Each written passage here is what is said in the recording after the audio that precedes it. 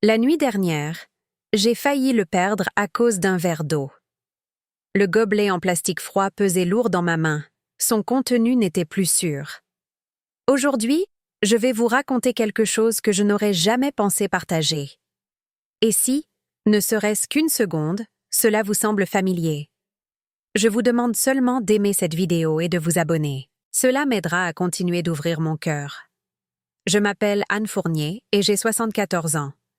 Je vis dans un modeste 2 pièces dans le 15e arrondissement de Paris, où les bruits de la circulation ne s'estompent jamais vraiment et où le loyer engloutit la moitié de ma petite pension de retraite mensuelle.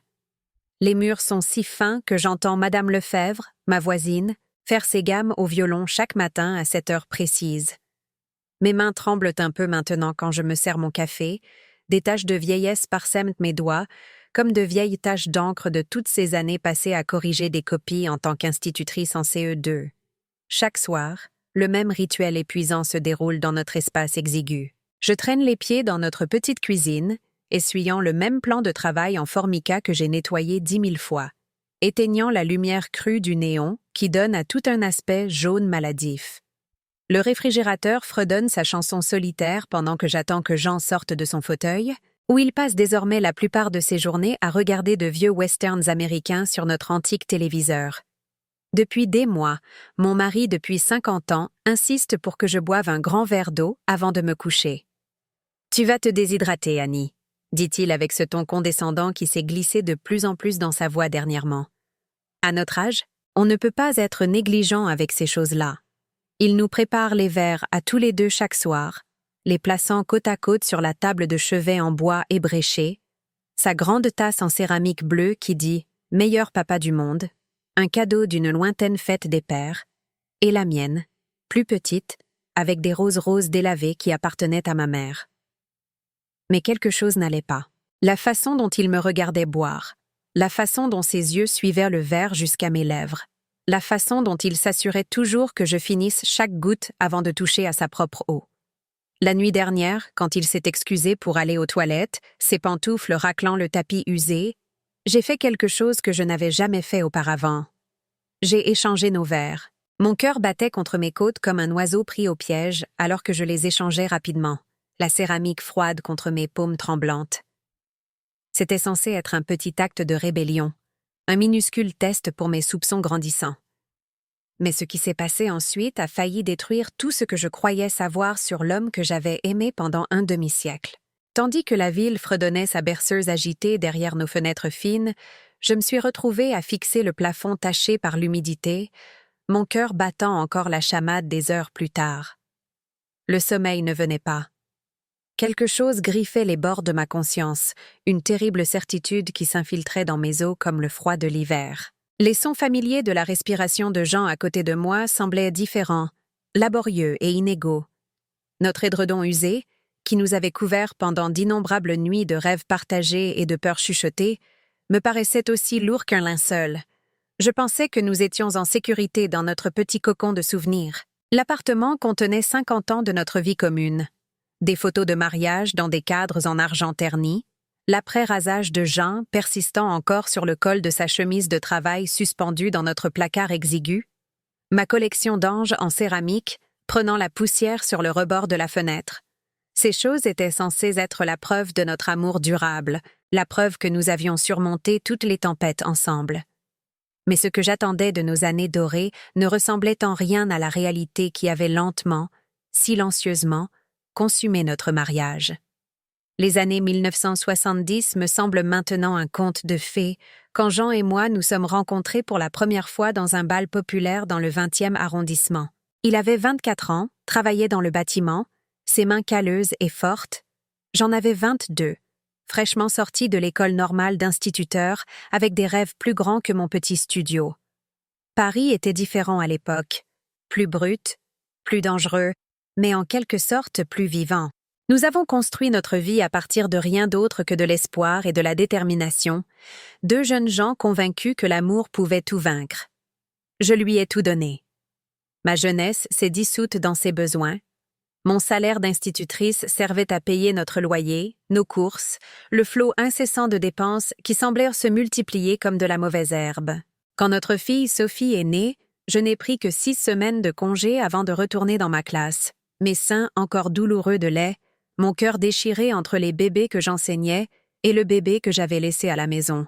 Pendant 35 ans, je me suis tenue devant des tableaux noirs et des tableaux blancs, façonnant de jeunes esprits pendant que mes propres rêves prenaient en la poussière. J'avais voulu voyager, voir le monde au-delà des 5 arrondissements. J'avais gardé des coupures de géo, des photos de villages toscans et de côtes irlandaises, planifiant des voyages futurs qui ne sont jamais venus.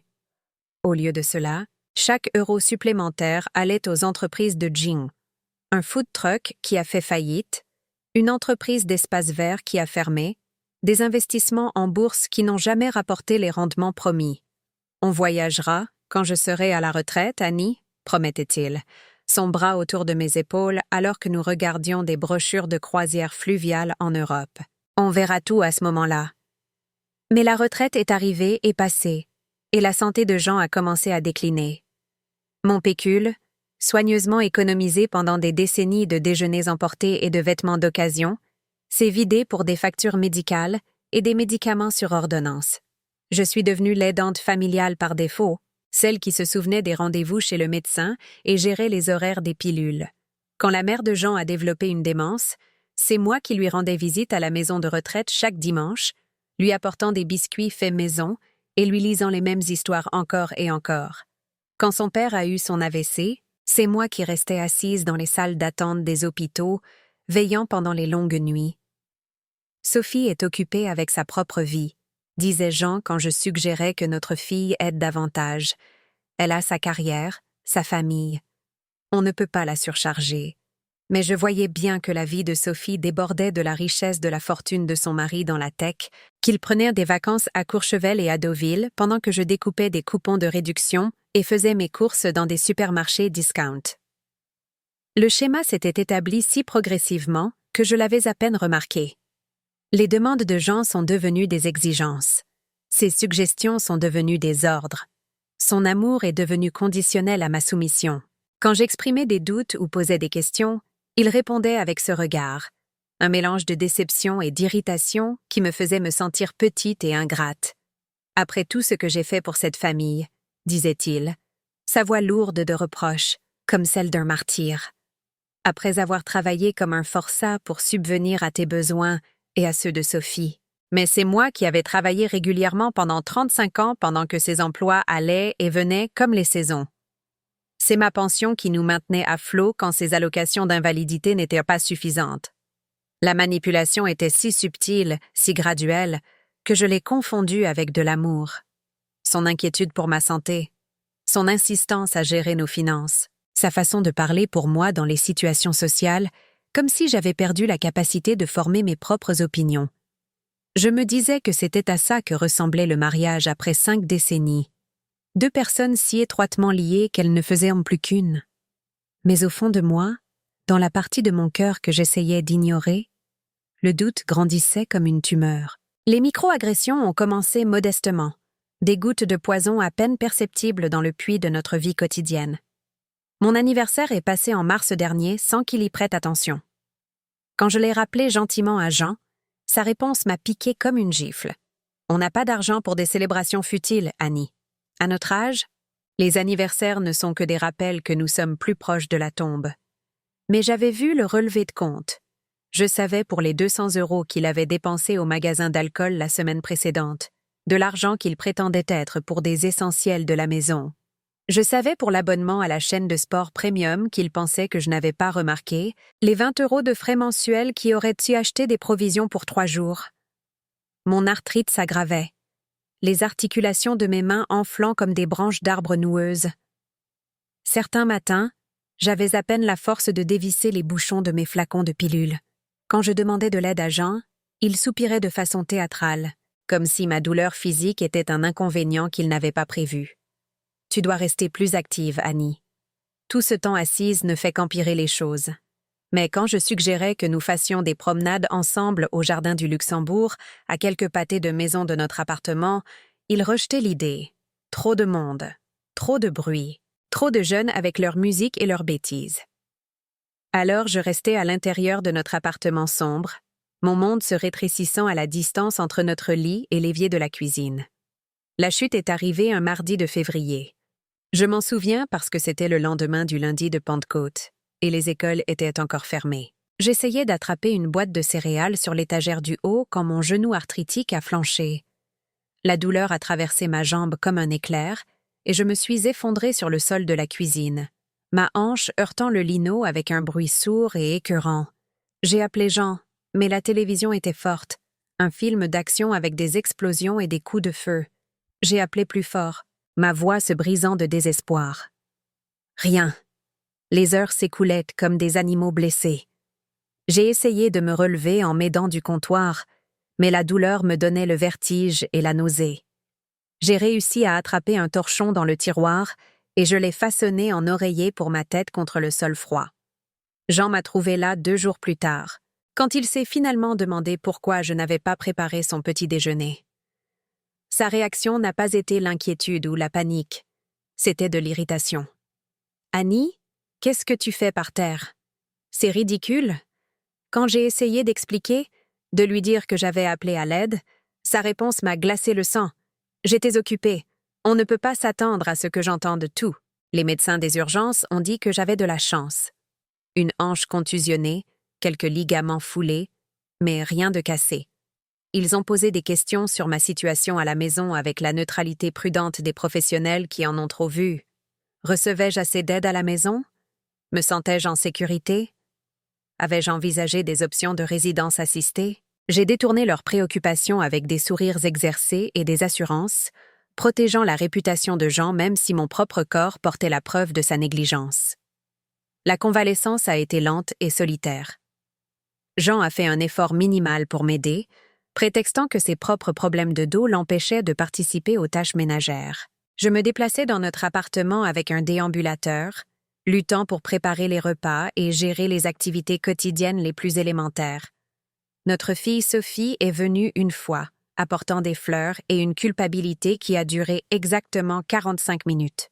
« Tu as l'air bien, maman », a-t-elle dit, ses yeux déjà rivés sur son téléphone. « C'est peut-être un mal pour un bien. Il est peut-être temps de penser à déménager dans plus petit, de trouver un endroit avec moins d'escaliers. » Elle voulait bien faire, mais ces mots ont sonné comme une autre petite trahison. Je n'étais pas prête à être reléguée dans une installation stérile, pas prête à admettre que mon indépendance était devenue trop contraignante pour tout le monde. Pendant ces longues journées de guérison, j'ai eu le temps de réfléchir. Trop de temps. J'ai commencé à remarquer des choses que j'avais négligées auparavant, des schémas qui s'étaient cachés à la vue de tous. La façon dont Jean gérait notre courrier, le récupérant toujours avant que je puisse voir ce qui était arrivé. La façon dont il changeait de sujet chaque fois que je posais des questions sur nos finances. La façon dont certaines factures semblaient apparaître et disparaître sans explication.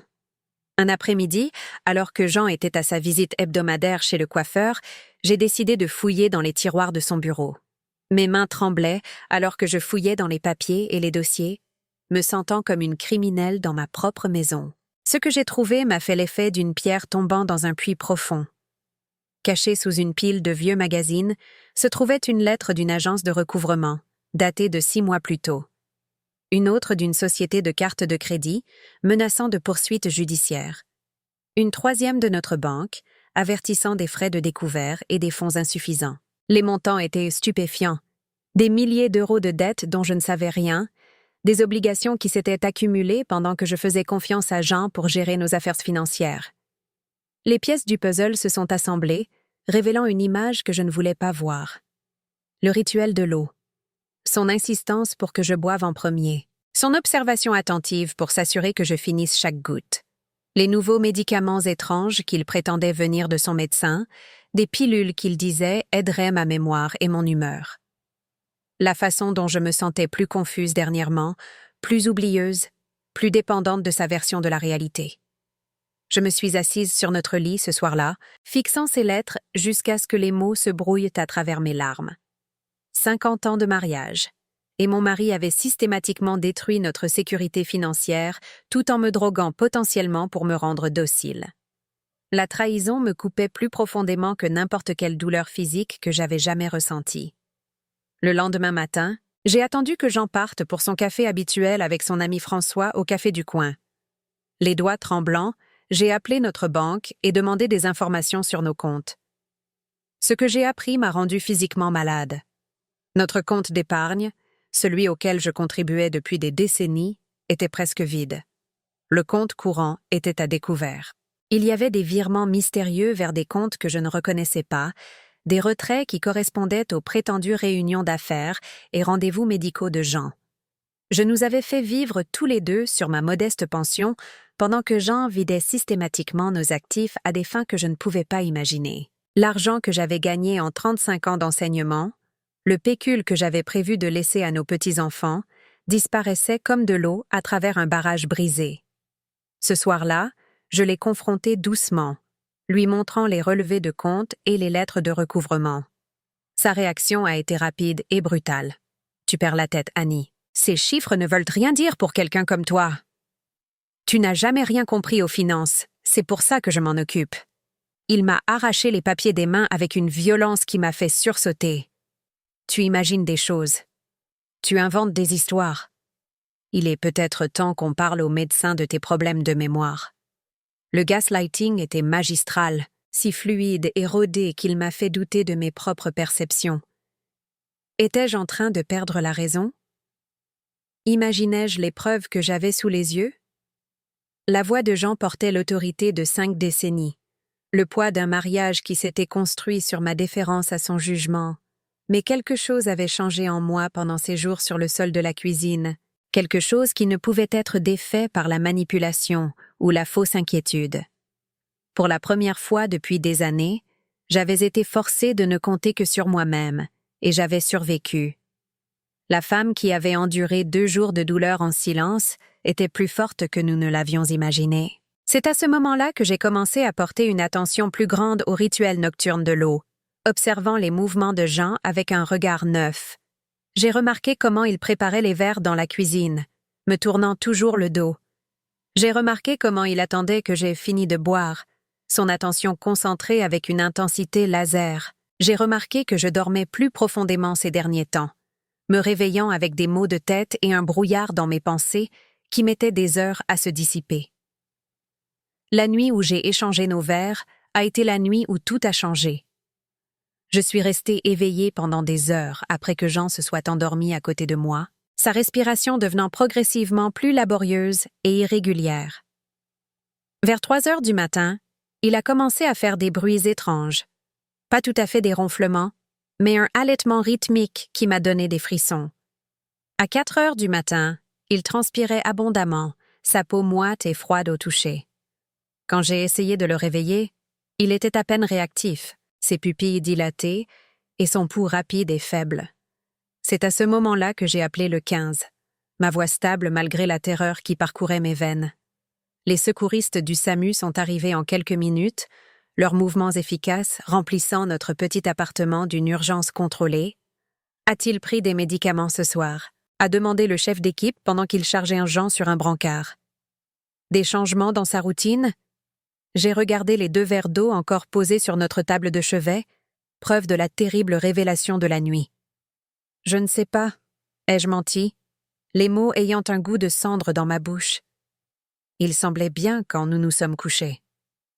À l'hôpital, le médecin des urgences a annoncé une nouvelle qui a confirmé mes plus sombres soupçons. Jean avait ingéré une quantité importante de somnifères mélangés à des relaxants musculaires, des médicaments qui ne lui étaient pas prescrits, des médicaments qui auraient pu être mortels dans la concentration trouvée dans son système. « Il a de la chance », a dit le médecin, son expression grave. « 1 heure de plus, et nous n'aurions peut-être pas pu l'aider. » Je suis restée assise dans cette salle d'attente stérile alors que l'aube se levait sur Paris, mes mains jointes sur mes genoux, traitant l'ampleur de ce qui avait failli se produire. Jean droguait mon eau nocturne depuis des mois, peut-être plus longtemps.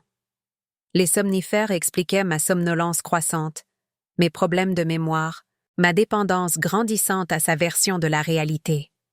Les relaxants musculaires m'auraient rendu plus docile, moins susceptible de remettre en question ses décisions ou d'enquêter sur nos finances. Si je n'avais pas échangé ces verres, j'aurais continué à me détériorer progressivement. Mon indépendance et mon autonomie lentement empoisonnées jusqu'à ce que je ne sois plus qu'une coquille vide. Jean aurait eu le contrôle total de nos actifs, de notre maison, de notre avenir. Je serais devenue la vieille femme confuse et impuissante qu'il avait systématiquement créée. L'ironie était dévastatrice. En essayant de tester mes soupçons, j'avais failli tuer mon mari avec sa propre arme. L'homme qui m'empoisonnait lentement depuis des mois avait goûté à sa propre médecine, et cela l'avait presque détruit. Quand Jean a finalement été stable et conscient, la conversation que nous avons eue dans sa chambre d'hôpital a tout changé entre nous pour toujours. Il était faible, sa voix rauque à cause du tube respiratoire qu'on lui avait retiré quelques heures plus tôt, mais ses yeux étaient aussi calculateurs que jamais. « C'était un accident, Annie », a-t-il chuchoté, sa main cherchant la mienne. « J'ai dû me tromper de médicament. Tu sais comme je suis oublieux ces derniers temps. Même face aux conséquences de ses actes, il essayait toujours de me manipuler, essayant toujours de réécrire l'histoire pour se protéger. Mais j'en avais fini d'être manipulée. Je sais ce que tu as fait, Jean. Je sais pour les somnifères, les relaxants musculaires. Je sais pour l'argent que tu as volé de nos comptes.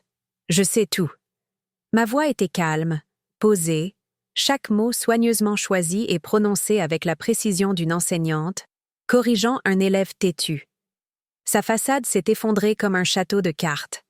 Le masque du mari âgé et confus est tombé, révélant le calcul froid en dessous.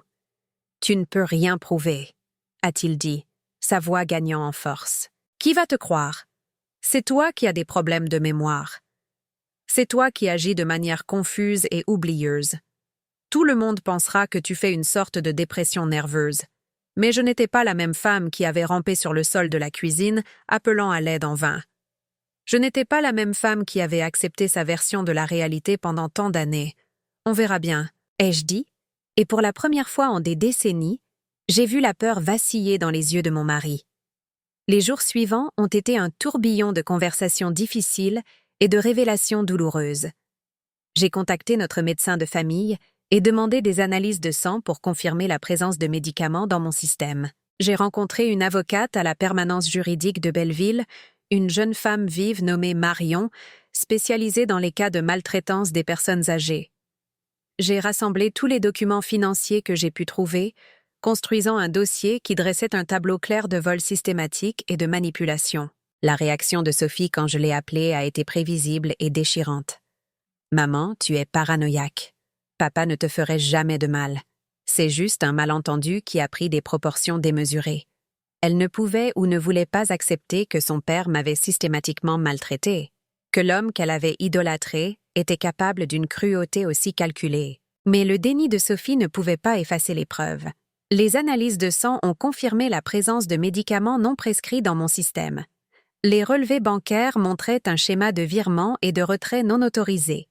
Les lettres de recouvrement prouvaient que Jean avait caché notre situation financière tout en continuant à vider nos ressources. Ma voisine Martine Lefebvre, la violoniste que j'écoutais depuis des années sans vraiment la connaître, est devenue mon alliée inattendue pendant ces jours sombres. Elle avait remarqué des changements dans mon comportement au cours des derniers mois, ma confusion et mon retrait apparent, le fait que j'avais cessé mes promenades quotidiennes à l'épicerie de la rue du Commerce. Je me demandais si quelque chose n'allait pas, a-t-elle admis autour d'un thé dans son appartement, qui était identique au mien mais semblait en quelque sorte plus chaleureux et plus vivant. Mais je ne voulais pas m'immiscer. J'aurais dû dire quelque chose plus tôt. Son inquiétude sincère était comme de l'eau pour quelqu'un qui mourait de soif, un rappel que la gentillesse existait encore dans le monde. Martine m'a aidée à rechercher des ressources sur la maltraitance des personnes âgées et m'a accompagnée à mes rendez-vous avec les avocats et les travailleurs sociaux. Elle était le témoin dont j'avais besoin, l'observatrice extérieure qui pouvait corroborer que je ne perdais pas la raison ou n'inventais pas d'histoire. Son amitié est devenue la fondation dont j'avais besoin pour reconstruire mon sens de la réalité brisée. La confrontation avec Jean à sa sortie de l'hôpital était inévitable et terrible.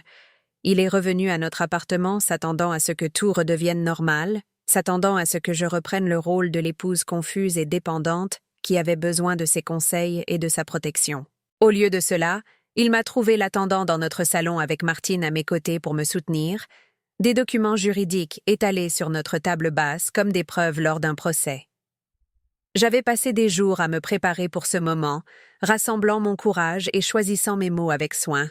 « Assieds-toi, Jean », ai-je dit, ma voix plus stable que je ne le sentais. « Nous devons parler de la suite. » Son expression est passée de la confusion à la colère, en réalisant que l'équilibre du pouvoir avait fondamentalement changé. « Annie, c'est quoi toutes ces bêtises? Je suis fatiguée. Je veux aller me coucher. » Il s'est dirigé vers notre chambre, mais je lui ai barré le chemin, ma petite silhouette se sentant soudainement puissante et inébranlable. « Tu ne dormiras pas dans notre lit ce soir. Tu ne dormiras pas dans cet appartement ce soir. » Les mots sont sortis clairs et forts, chaque syllabe soutenue par des mois de rage refoulée et des années de douleur accumulées. Je sais ce que tu m'as fait. Je sais pour les drogues, l'argent, tout. Ce qui a suivi a été l'heure la plus difficile de ma vie. Jean a alterné entre le déni, la colère, la négociation et la manipulation avec l'habileté d'un maître praticien. Il m'a accusé d'avoir une liaison avec Martine. Il a prétendu que je faisais une dépression nerveuse. Il a menacé de me faire interner dans un établissement psychiatrique. Il a promis de changer, de se faire aider, de tout arranger si je lui donnais juste une autre chance. Mais j'avais pris ma décision pendant ces longues journées dans la salle d'attente de l'hôpital, en regardant mon mari se remettre de son propre poison. Je m'étais choisie pour la première fois en 50 ans, et aucune manipulation ne pouvait changer cela. Je demande le divorce, Jean. Je porte plainte pour maltraitance sur personne âgée et vol. Tu as jusqu'à la fin de la semaine pour trouver un autre endroit où vivre. Les mots semblaient surréalistes en sortant de ma bouche, comme si je regardais la vie de quelqu'un d'autre se dérouler sur un écran de cinéma. Sa rage a été immédiate et effrayante. Il a balayé les documents juridiques de la table basse, hurlant à propos d'épouses ingrates et d'années perdues. Il m'a accusé d'avoir planifié cela pendant des mois, d'avoir orchestré son hospitalisation dans le cadre d'un plan élaboré. L'homme que j'avais aimé pendant 5 décennies s'est révélé complètement à ce moment-là, dépouillé de toute prétention et de tout charme. Mais je n'avais plus peur.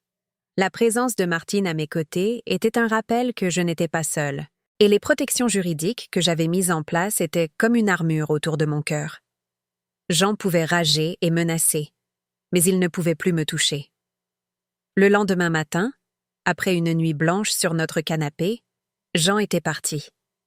Il avait fait une seule valise et était parti sans un mot, n'emportant que ses effets personnels et laissant derrière lui 50 ans d'histoire commune, comme si cela ne signifiait rien du tout.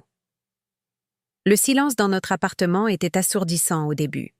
Après des décennies de présence constante de Jean, de ses opinions, de ses exigences et de ses manipulations, le vide semblait à la fois libérateur et terrifiant. J'errais de pièce en pièce, touchant des objets familiers qui semblaient différents, transformés par l'absence de son énergie contrôlante. Je me suis retrouvée debout devant le miroir de notre chambre, le même miroir qui avait reflété tant de versions de moi-même au fil des ans. La jeune mariée, rayonnante d'espoir et d'amour. La nouvelle mère, épuisée mais féroce avec un instinct protecteur. L'enseignante d'âge moyen, confiante et compétente dans sa vie professionnelle, tout en disparaissant lentement dans sa vie personnelle. L'épouse âgée, confuse et diminuée, acceptant les abus comme le prix de la compagnie. Mais la femme qui me regardait maintenant était quelqu'un de nouveau. Ses cheveux étaient toujours gris, son visage toujours ridé par l'âge et l'inquiétude, mais ses yeux contenaient une force que je n'avais pas vue depuis des années. Elle avait l'air fatiguée mais triomphante, blessée mais pas brisée. Elle ressemblait à une survivante. Les premières semaines ont été les plus difficiles. Malgré tout ce que Jean avait fait, malgré les preuves de ses abus systématiques, une partie de moi pleurait la perte de notre mariage. 50 ans, c'est long à partager avec quelqu'un, même quelqu'un qui vous détruisait lentement. Les rythmes familiers de notre vie quotidienne avaient été ma prison, mais ils avaient aussi été ma routine, mon sens du but et de l'identité. J'ai dû apprendre à être seule, sans me sentir seule, à prendre des décisions sans remettre en question chaque choix, à faire confiance à mes propres perceptions après des années où on m'avait dit qu'elles étaient fausses. Certains jours, je me sentais forte et indépendante, fière de mon courage d'avoir tenu tête à Jean et d'avoir repris ma vie en main. D'autres jours, Je me sentais perdue et effrayée, me demandant si je n'avais pas fait une terrible erreur en détruisant la seule vie que j'ai jamais connue. Mais progressivement, lentement, j'ai commencé à découvrir qui j'étais quand je n'étais pas définie par les besoins et les exigences de quelqu'un d'autre. J'ai commencé à faire ces promenades au jardin du Luxembourg que j'avais si souvent suggérées à Jean, découvrant des chemins cachés et des coins tranquilles que je n'avais jamais remarqués auparavant. J'ai rejoint un club de lecture à la bibliothèque locale, participant à des discussions sur la littérature et les idées avec des gens qui appréciaient mes opinions et mes réflexions. Plus important encore, j'ai commencé le processus de reconstruction de ma sécurité financière avec l'aide de Marion. Les procédures judiciaires contre Jean étaient complexes et lentes, mais nous avions documenté suffisamment de preuves pour engager des poursuites pénales et civiles. Une partie de l'argent qu'il avait volé ne serait jamais récupérée, mais j'apprenais à vivre selon mes moyens et à trouver le contentement dans les plaisirs simples. La découverte qui a tout changé est survenue 3 mois après le départ de Jean, alors que je nettoyais plus à fond les tiroirs de son bureau. Caché dans un double fond que j'ai failli manquer, se trouvait un dossier contenant des documents qui m'ont glacé le sang. Des relevés bancaires de compte dont je n'avais jamais connu l'existence, montrant des dépôts réguliers de notre épargne commune qui s'étaient accumulés pendant des années. Des portefeuilles d'investissement d'une valeur de centaines de milliers d'euros, de l'argent qui aurait dû payer nos frais médicaux et nos dépenses quotidiennes. Jean ne se contentait pas de me voler pour payer des dettes ou financer une dépendance secrète. Il avait systématiquement transféré nos actifs vers des comptes cachés, se constituant une vaste fortune tout en me laissant croire que nous avions des difficultés financières. L'homme qui m'avait convaincu que nous ne pouvions pas nous permettre des célébrations d'anniversaire ou des voyages de vacances avait accumulé une richesse qui aurait pu financer une retraite de luxe pour nous deux. Il y avait tellement d'argent en jeu qu'une partie était même détenue en bitcoin et autres investissements en crypto-monnaies, des instruments financiers modernes que je comprenais à peine, mais qui avaient apparemment généré d'énormes profits. Leur richesse en euros semblait infinie, répartis sur de multiples comptes d'investissement et même certaines participations boursières qui avaient incroyablement bien performé au cours des dernières années. La découverte la plus dévastatrice fut une note manuscrite de l'écriture familière de Jean, datée de seulement 2 mois avant son hospitalisation. Annie devient trop suspicieuse. Besoin d'augmenter progressivement le dosage. Les problèmes de mémoire s'aggravent, ce qui est bien. Devrait être complètement gérable d'ici 6 mois. Ensuite, je pourrais procéder au transfert final vers les comptes offshore. Mon mari ne me droguait pas seulement pour me garder docile. Il avait prévu d'intensifier les abus jusqu'à ce que je sois complètement incapable de fonctionner de manière indépendante ou de prendre mes propres décisions. Une fois que j'aurais été déclarée mentalement incompétente, il aurait eu le contrôle total de nos actifs et aurait pu tout transférer sur des comptes auxquels je n'aurais jamais pu accéder ou même connaître l'existence. La note était comme une feuille de route vers ma destruction planifiée, écrite de la main de l'homme avec qui j'avais partagé un lit pendant un demi-siècle. Elle révélait un niveau de préméditation et de cruauté qui m'a secoué jusqu'au plus profond de mon être. Ce n'était pas un crime passionnel ou une erreur commise en désespoir de cause. C'était un plan soigneusement calculé pour détruire systématiquement mon esprit et voler le travail de toute ma vie. Je suis restée assise dans cet appartement pendant des heures, tenant cette note et essayant de mesurer toute l'ampleur de ce qui avait failli m'arriver. Si je n'avais pas échangé ces vers, si je n'avais pas fait ce petit acte de rébellion, j'aurais continué à me détériorer jusqu'à n'être plus qu'une coquille vide. Jean m'aurait fait déclarer incompétente, peut-être même internée dans un établissement où j'aurais passé mes dernières années confuses et impuissantes pendant qu'il profitait des fruits de 5 décennies de mon travail. Les implications juridiques étaient stupéfiantes. Marion a expliqué que les preuves que nous avions découvertes faisaient passer l'affaire de simple maltraitance de personnes âgées à une tentative de meurtre et un vol à grande échelle. Le drogage systématique dans l'intention de me rendre incapable, la fraude financière, les actifs cachés. Tout cela dressait le portrait d'un comportement criminel qui pourrait entraîner une peine de prison importante pour Jean. Mais plus que la justification légale, la découverte m'a donné quelque chose que j'avais du mal à trouver depuis cette nuit terrible, une clarté totale sur ma décision de partir. Il n'y avait plus de place pour le doute. Plus de culpabilité persistante d'avoir détruit notre mariage ou brisé notre famille. Jean n'avait pas seulement été un mari négligent ou contrôlant. Il avait été un prédateur, me préparant systématiquement à une exploitation complète. La conversation avec Sophie lorsque j'ai partagé ces nouvelles preuves a été l'une des expériences les plus douloureuses de ma vie. J'avais espéré que des preuves concrètes des intentions de son père l'aideraient à comprendre pourquoi j'avais pris des mesures aussi drastiques, pourquoi je ne pouvais pas simplement pardonner, oublier et arranger les choses comme elle m'exhortait à le faire. Au lieu de cela, elle est devenue défensive et en colère, m'accusant de fabriquer des preuves ou de mal interpréter ce que les documents signifiaient. Papa a fait quelques erreurs avec l'argent, maman, mais il ne te ferait jamais délibérément de mal. Tout cela est un malentendu amplifié par des avocats qui veulent gagner de l'argent sur les problèmes de notre famille. Son déni était si complet, si imperméable aux faits et aux preuves, que j'ai réalisé qu'elle avait été manipulée par Jean tout aussi profondément que moi. Pendant des années, il avait cultivé sa loyauté et son affection, tout en empoisonnant sa perception de moi, me décrivant probablement comme difficile et peu fiable, sujette à l'exagération et à la confusion. La confrontation finale a eu lieu lorsque Jean s'est présenté à notre appartement sans prévenir, utilisant sa clé avant que je puisse faire changer les serrures. J'étais dans la cuisine en train de préparer le dîner quand j'ai entendu la porte s'ouvrir.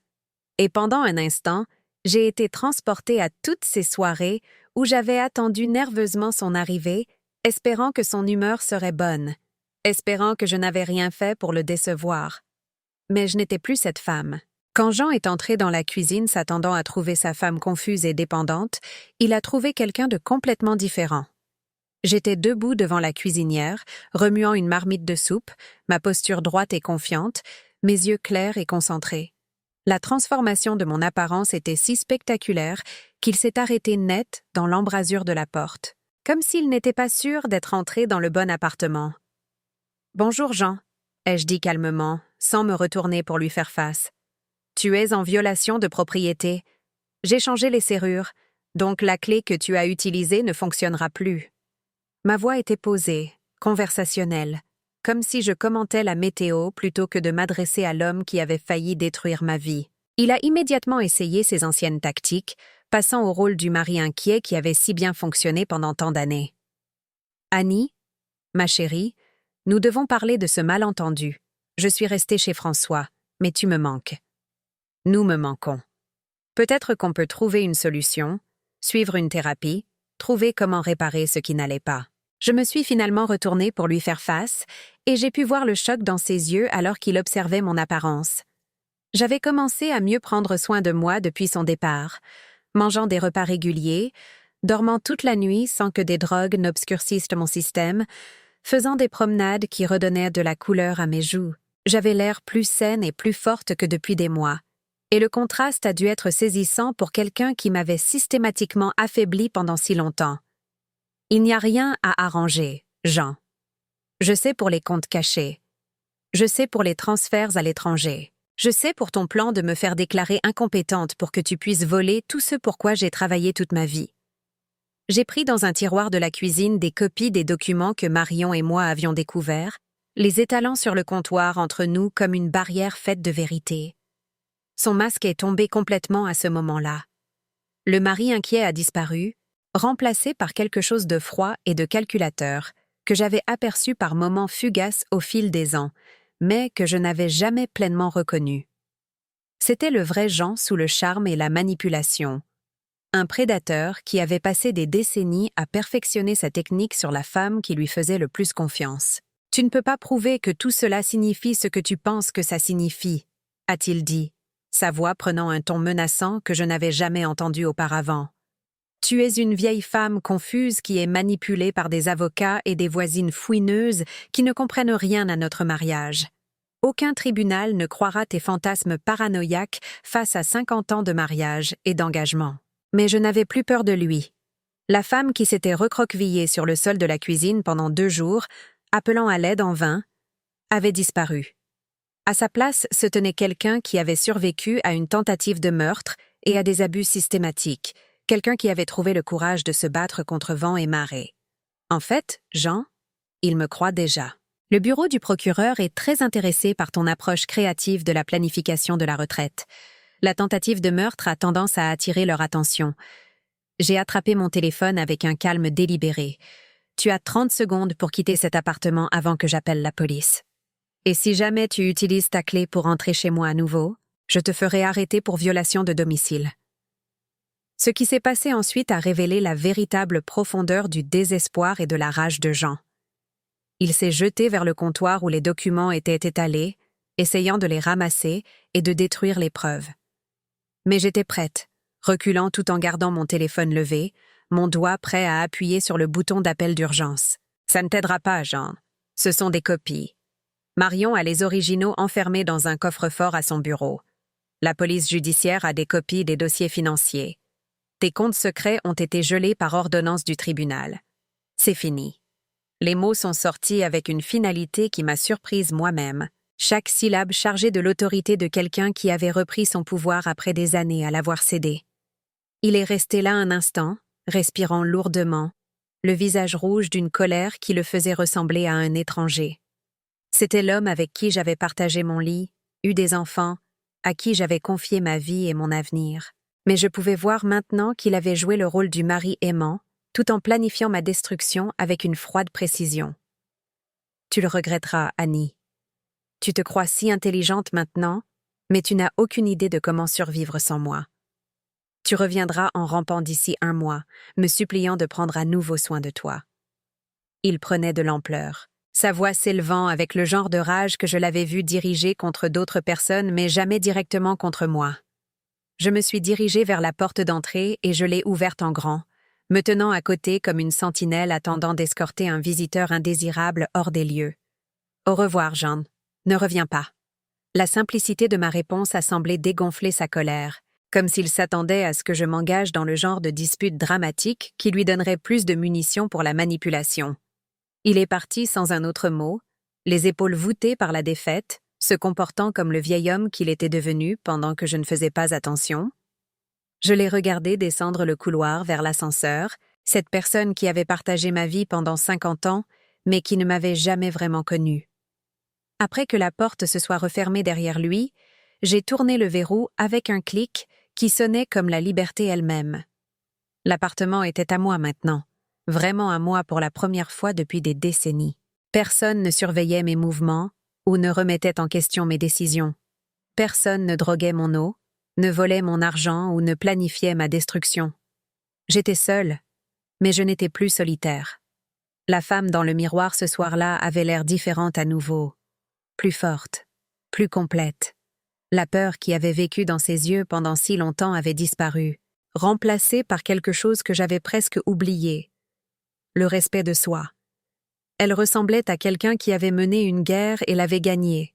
Quelqu'un qui avait découvert des réserves de courage qu'elle ne savait pas posséder.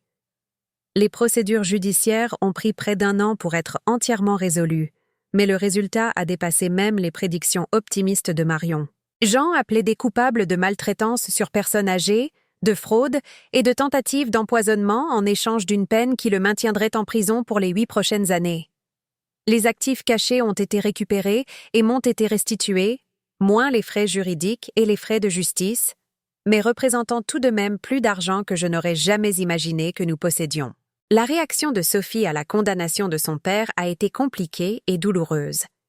Elle a assisté à l'audience de détermination de la peine, mais n'a pas pu se résoudre à me parler, déchirée entre la loyauté envers le père qu'elle avait idolâtré et les preuves qu'il avait systématiquement maltraité sa mère pendant des années. J'ai gardé l'espoir qu'un jour nous pourrions reconstruire notre relation, mais j'avais appris à trouver la paix avec les choses que je ne pouvais ni contrôler ni changer.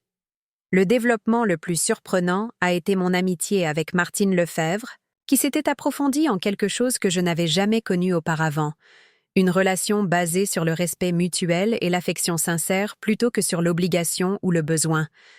Elle m'avait montré à quoi ressemblait une compagnie saine, comment 2 personnes pouvaient se soutenir mutuellement sans qu'une personne ne sacrifie son identité pour le confort de l'autre. Ma sécurité financière étant rétablie, j'ai pu faire des choix que je n'aurais jamais cru possibles. J'ai déménagé dans un appartement plus lumineux sur la rive droite, plus proche du parc Monceau et des musées que j'avais toujours aimés, mais que j'avais rarement eu le temps de visiter.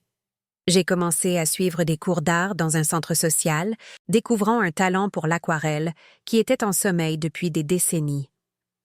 Plus important encore, j'ai commencé à voyager. Pas les circuits organisés et précipités que Jean avait toujours rejetés comme étant du gaspillage, mais des voyages lents et significatifs vers des endroits dont j'avais rêvé depuis l'enfance. J'ai passé 1 mois en Toscane, peignant des paysages et apprenant à faire des pâtes avec des femmes italiennes âgées qui me rappelaient de moi-même. J'ai visité l'Irlande et j'ai marché sur les falaises que ma grand-mère avait décrites dans ses histoires, me sentant connectée à un héritage que Jean avait toujours considéré comme sans importance. Chaque voyage était une déclaration d'indépendance, une célébration de la vie que j'avais reprise à quelqu'un qui avait essayé de me la voler. La femme qui montait à bord de ces avions ressemblait peu à la personne effrayée et confuse qui avait échangé 2 verres d'eau sur un pari désespéré près de 2 ans plus tôt. Le changement le plus profond n'était pas dans mes circonstances, mais dans ma relation avec moi-même. Pour la première fois de ma vie d'adulte, je vivais pour mon propre bonheur plutôt que pour l'approbation de quelqu'un d'autre. Je pouvais manger ce que je voulais quand je le voulais, regarder des émissions de télévision qui m'intéressaient, dépenser de l'argent pour des choses qui m'apportaient de la joie et prendre des décisions basées sur mes propres valeurs et désirs plutôt que sur la peur de décevoir quelqu'un d'autre.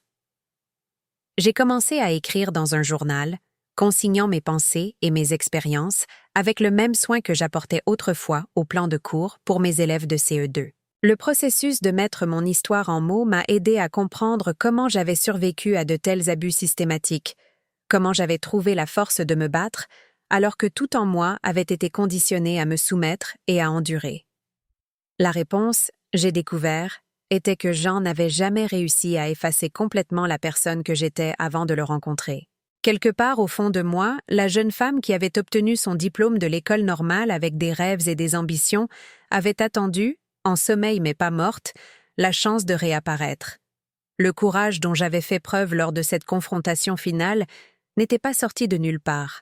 Il s'était construit lentement au fil des années de petits actes de résistance silencieuse, de moments où j'avais choisi de faire confiance à mes propres perceptions malgré son gaslighting, de moments où j'avais aidé mes élèves tout en me négligeant, mais en maintenant toujours un lien avec mon identité et ma compétence professionnelle. L'incident du verre d'eau, comme j'en suis venue à y penser, ne concernait pas vraiment les somnifères ou la fraude financière, bien que ces choses aient été certainement importantes. Il s'agissait du moment où j'ai choisi de faire confiance à mes instincts plutôt qu'à mon conditionnement, d'agir malgré ma peur, de valoriser ma propre sécurité et ma dignité plus que l'illusion de sécurité qui m'avait piégée pendant si longtemps. En y repensant maintenant, je peux voir que la plus grande erreur de Jean a été de me sous-estimer. Il était devenu si confiant dans sa capacité à contrôler et à manipuler qu'il était devenu négligent, laissant des preuves là où je pouvais les trouver, poussant les abus à des niveaux qui ont finalement brisé ma soumission programmée. S'il avait été plus subtil, plus patient, il aurait pu réussir son plan de détruire progressivement mes facultés mentales tout en volant systématiquement tout ce pour quoi j'avais travaillé.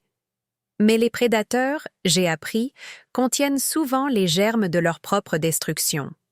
Leur besoin de contrôle total les pousse finalement à prendre des risques et à commettre des erreurs qui révèlent leur vraie nature.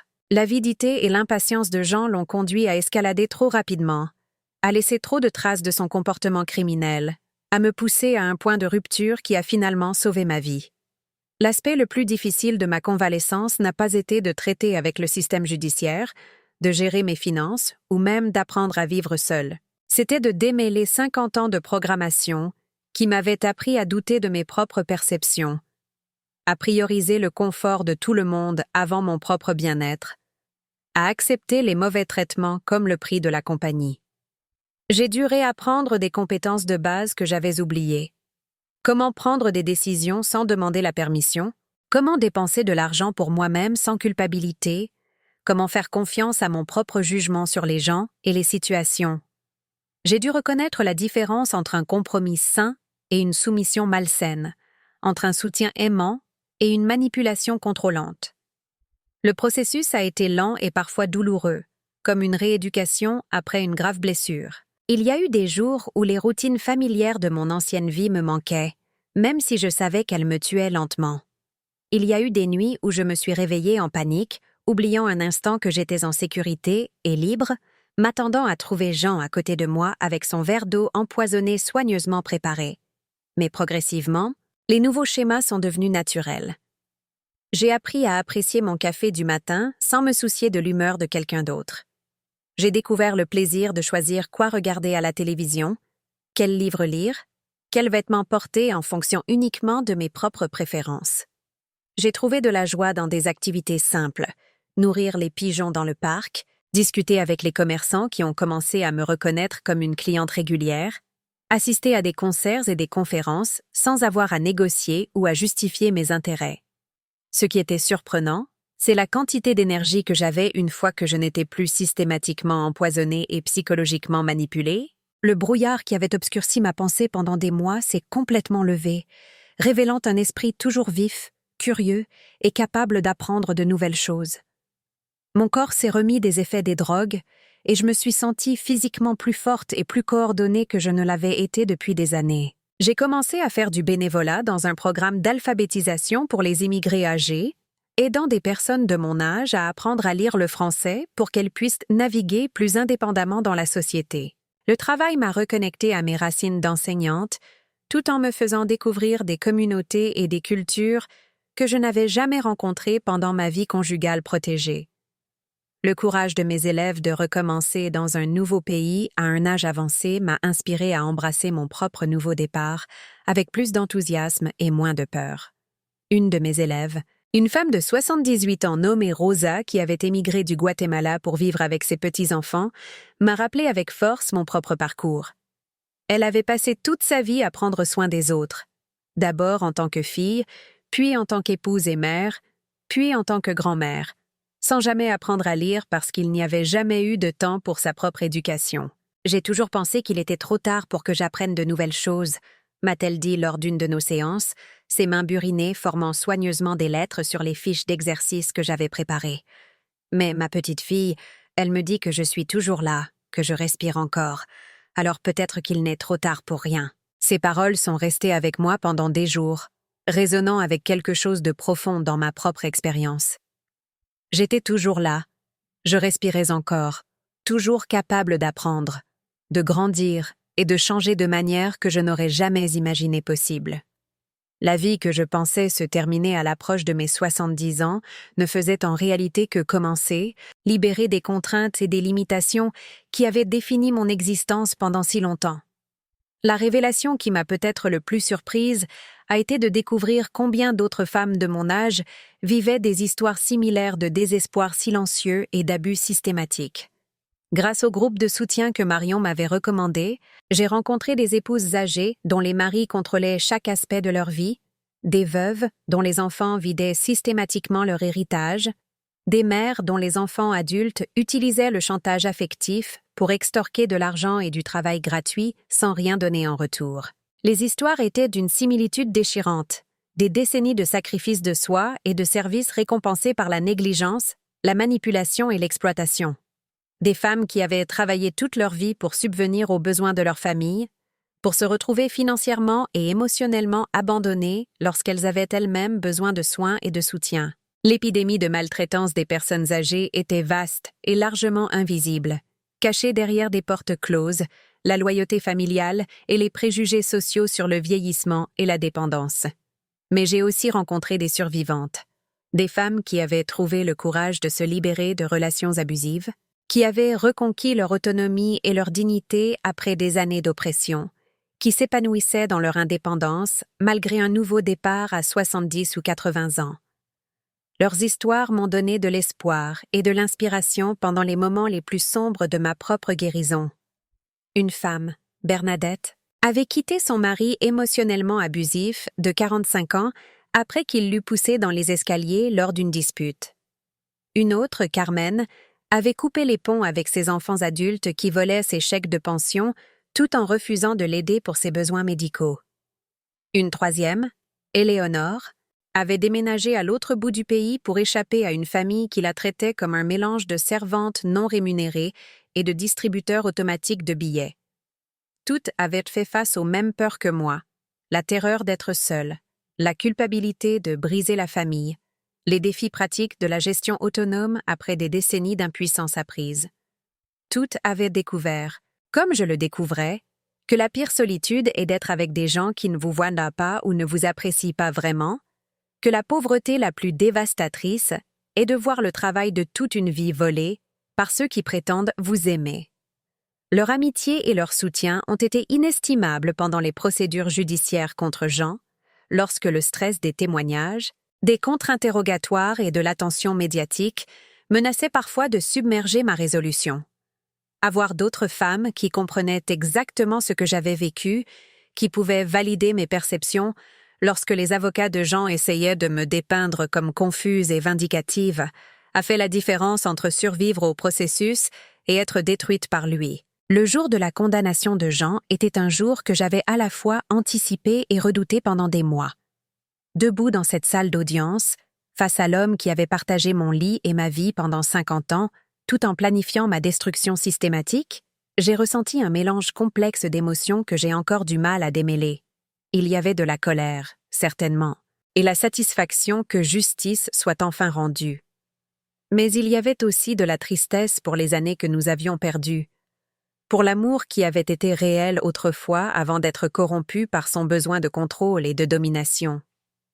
Quand le juge a demandé si je voulais faire une déclaration sur l'impact de la victime, je m'étais soigneusement préparée, sachant que ce serait peut-être ma seule occasion de parler directement à Jean de ce qu'il m'avait fait, à moi et à notre famille. Je me suis tenue à la barre dans cette salle d'audience formelle, entourée d'avocats, de greffiers et d'observateurs, et j'ai trouvé ma voix plus forte et plus claire qu'elle ne l'avait été depuis des années. « Monsieur le juge » ai-je commencé, en regardant directement Jean pour la première fois depuis cette confrontation dans notre cuisine. L'homme assis sur le banc des accusés a été mon mari pendant 50 ans. Je l'ai aimé, je lui ai fait confiance, je me suis sacrifiée pour lui, et j'ai construit ma vie autour de son bonheur. En retour, il a systématiquement volé mon argent, empoisonné mon corps, et tenté de détruire mon esprit pour avoir le contrôle total sur tout ce pourquoi j'ai travaillé toute ma vie. Jean n'a pas voulu croiser mon regard pendant que je parlais, la tête baissée comme s'il avait honte, bien que je soupçonne que c'était plus probablement un calcul sur la façon de se présenter comme une figure sympathique qui avait commis des erreurs plutôt que des crimes délibérés. Les abus physiques étaient terribles, mais les dommages psychologiques étaient pires. Il m'a fait douter de mes propres perceptions, remettre en question mes propres souvenirs, accepter sa version de la réalité même quand elle contredisait les preuves que j'avais sous les yeux. Il m'a convaincu que je perdais la tête alors que c'était lui qui détruisait systématiquement ma clarté mentale avec des drogues que je ne savais pas que je prenais. Ma voix est restée stable tout au long de la déclaration, chaque mot soigneusement choisi pour transmettre non seulement les faits de ce qui s'était passé, mais aussi la dévastation émotionnelle de la trahison par la personne qui aurait dû être mon plus grand protecteur et défenseur. Je veux que le tribunal comprenne que ce n'était pas un crime passionnel ou une erreur commise dans des circonstances désespérées. C'était une campagne d'abus soigneusement planifiée qui a duré des mois, voire des années, avec l'objectif explicite de me rendre si complètement incapable que je ne pourrais plus me protéger ni protéger mes biens de son vol. Si je n'avais pas découvert accidentellement ce qu'il faisait, je serais probablement internée maintenant, déclarée incompétente et incapable de prendre soin de moi-même, pendant qu'il profiterait des fruits du travail de toute ma vie. J'ai conclu en m'adressant directement à Jean, bien qu'il ne me regarde toujours pas. « Tu as failli réussir à me détruire, mais tu as échoué. Je suis plus forte maintenant que je ne l'ai jamais été, et je me suis construit une vie qui m'apporte de la joie, un but et le genre d'amour sincère que tu n'as jamais été capable de donner. Ta trahison m'a libérée d'une prison dont je ne savais même pas que j'étais prisonnière, et pour cela, je suppose que je devrais te remercier. » La salle d'audience était complètement silencieuse quand j'ai fini de parler. Même l'avocat de Jean semblait abattu, comprenant peut-être enfin toute l'ampleur de ce que son client avait tenté de faire à une femme qui avait consacré un demi-siècle à le rendre heureux. Jean a écopé de 8 ans de prison, ce qui le rendra âgé de 83 ans à sa sortie, s'il vit aussi longtemps. La peine semblait à la fois trop clémente et suffisamment sévère. Aucune peine de prison ne pourrait restaurer les années que j'avais perdues ou réparer les dommages causés à nos relations familiales, mais elle reconnaissait que ce qu'il m'avait fait était criminel, et pas seulement moralement répréhensible. Plus important encore, elle envoyait le message que la maltraitance des personnes âgées ne serait pas tolérée, que les femmes âgées comme moi avaient des droits et une dignité qui méritaient d'être protégées par la loi. Marion m'a dit plus tard que notre affaire avait contribué à établir des précédents qui faciliteraient la poursuite de crimes similaires à l'avenir, que ma volonté de témoigner pourrait aider d'autres femmes dans des situations comparables. L'attention des médias a été à la fois gratifiante et inconfortable. Mon histoire est devenue un avertissement sur la maltraitance des personnes âgées, présenté dans des articles de journaux et des reportages télévisés sur les signes avant-coureurs que les membres de la famille devraient surveiller et les ressources disponibles pour les victimes. J'ai reçu des centaines de lettres de femmes partageant leurs propres expériences d'abus et d'exploitation, certaines ayant été inspirées par mon exemple pour chercher de l'aide pour leur propre situation. Mais l'attention du public a également suscité des critiques et des jugements de la part de personnes qui ne pouvaient pas comprendre pourquoi j'étais restée si longtemps dans une relation abusive, pourquoi je n'avais pas reconnu les signes avant-coureurs plus tôt, pourquoi je m'étais laissée victimiser. Le blâme de la victime était douloureux mais pas inattendu. La société a encore du mal à comprendre comment fonctionne la manipulation psychologique systématique, comment les agresseurs érodent progressivement et subtilement la capacité de leurs victimes à reconnaître et à résister à leurs tactiques. J'ai essayé d'utiliser les opportunités médiatiques pour éduquer les gens sur les réalités de la maltraitance des personnes âgées, pour expliquer comment quelqu'un pouvait être systématiquement drogué et exploité financièrement sans se rendre compte de ce qui se passait. Le point clé que j'ai souligné était que les agresseurs ne commencent pas par un comportement extrême. Ils commencent par de petites violations de limites et escaladent si progressivement que leurs victimes s'adaptent et normalisent chaque nouveau niveau de mauvais traitement. L'aspect le plus gratifiant de partager publiquement mon histoire a été de me connecter avec d'autres survivantes et défenseurs, des personnes travaillant à réformer les lois et les systèmes de soutien pour mieux protéger les personnes âgées de l'exploitation et des abus. J'ai commencé à prendre la parole lors de conférences et de sessions de formation pour les travailleurs sociaux, les infirmières et les forces de l'ordre, les aidant à comprendre ce qu'il faut rechercher et comment aborder les victimes qui pourraient ne pas se reconnaître comme telles. Ce travail de plaidoyer a donné un nouveau sens et un nouveau but à mes années de retraite, transformant mon expérience douloureuse en quelque chose qui pourrait potentiellement aider les autres à éviter une victimisation similaire. Au lieu de passer mes 70 ans dans un déclin confus comme Jean l'avait prévu, je parcourais le pays en partageant mon histoire et mon expertise, contribuant aux discussions sur les politiques et aux études de recherche sur la prévention et l'intervention en matière de maltraitance des personnes âgées. L'ironie n'a pas échappé que la tentative de Jean de détruire mon indépendance et mon autonomie avait finalement conduit à un niveau d'autonomie et d'influence que je n'avais jamais connu pendant notre mariage. Sa trahison m'avait libérée non seulement de son contrôle, mais aussi des limitations que j'avais acceptées comme des parties naturelles et inévitables du fait d'être une femme âgée. 2 ans après cette nuit terrible où j'ai échangé nos verres d'eau, je vivais une vie que je n'aurais pas pu imaginer lorsque je traînais dans notre appartement sombre, attendant que Jean sorte de son fauteuil et me dise quoi faire ensuite. J'avais mon propre appartement rempli de lumière, de plantes et d'œuvres d'art que j'avais choisies parce qu'elles me parlaient. J'avais de véritables amitiés avec des gens qui appréciaient mes opinions et ma compagnie sans rien attendre de moi en retour. Plus surprenant encore, j'avais recommencé à fréquenter quelqu'un, quelque chose que je n'aurais jamais cru possible ou approprié à mon âge. Grâce au programme d'alphabétisation où je faisais du bénévolat, j'ai rencontré Robert, un bibliothécaire à la retraite dont la femme était décédée 3 ans plus tôt après une longue bataille contre la maladie d'Alzheimer. Il était gentil, doux et respectueux d'une manière qui mettait en évidence à quel point le comportement de Jean avait été anormal. Robert demandait la permission de me tenir la main. Il écoutait quand je parlais et se souvenait des détails des conversations précédentes. Il payait ses propres repas lorsque nous allions dîner et ne s'attendait jamais à ce que je prenne soin de lui ou que je résolve ses problèmes. Le contraste avec mon mariage était si frappant qu'il me faisait parfois pleurer pour toutes les années que j'avais gaspillées à accepter tellement moins que ce que je méritais. Notre relation s'est développée lentement et prudemment, tous deux sensibles à la manière dont nos partenariats précédents avaient façonné nos attentes et nos craintes. J'apprenais à reconnaître la différence entre l'interdépendance saine et la codépendance malsaine, entre le compromis et la capitulation, entre l'amour et la manipulation déguisée en inquiétude. Robert connaissait mon histoire avec Jean et les procédures judiciaires, mais il me traitait comme une femme forte et capable qui avait survécu à une terrible épreuve plutôt que comme une victime endommagée qui avait besoin d'être sauvée. Son respect pour mon autonomie et son intérêt sincère pour mes pensées et mes expériences ont été curatifs d'une manière que je découvrais encore. La relation m'a également aidé à comprendre que ma capacité à aimer et à faire confiance n'avait pas été endommagée de façon permanente par la trahison de Jean. Je pouvais encore ouvrir mon cœur à une autre personne sans me perdre dans le processus. Je pouvais encore croire en la possibilité d'un véritable partenariat entre égaux qui choisissaient de partager leur vie tout en maintenant leurs identités et leur indépendance individuelle. Sophie m'a appelée pour la première fois depuis plus d'1 an, le jour de mon 76e anniversaire, tendant timidement la main après que la couverture médiatique de la condamnation de Jean l'ait forcé à affronter la réalité de ce que son père m'avait fait. La conversation a été maladroite et douloureuse, pleine de longs silences et de mots prudents, mais c'était un début.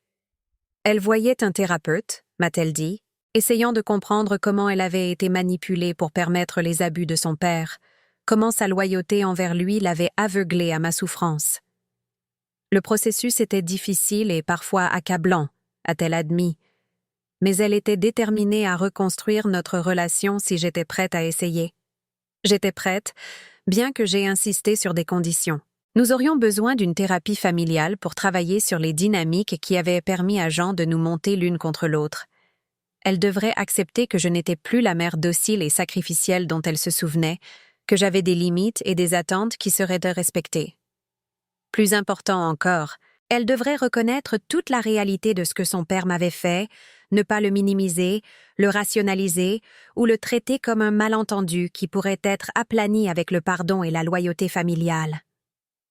Le processus de réparation de notre relation a été lent et parfois frustrant, mais progressivement nous avons commencé à nous voir comme de vraies personnes, plutôt que comme les rôles qui nous avaient été assignés dans le système familial dysfonctionnel que Jean avait créé.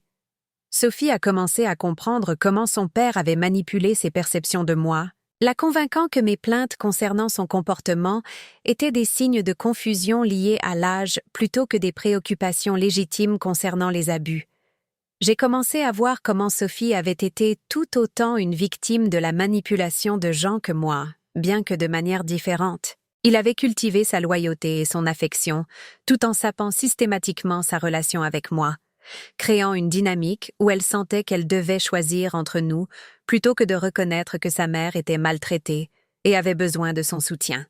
Nos séances de thérapie familiale étaient parfois émotionnellement brutales, nous forçant à examiner des années de malentendus, de sentiments blessés et d'occasions manquées de connexion.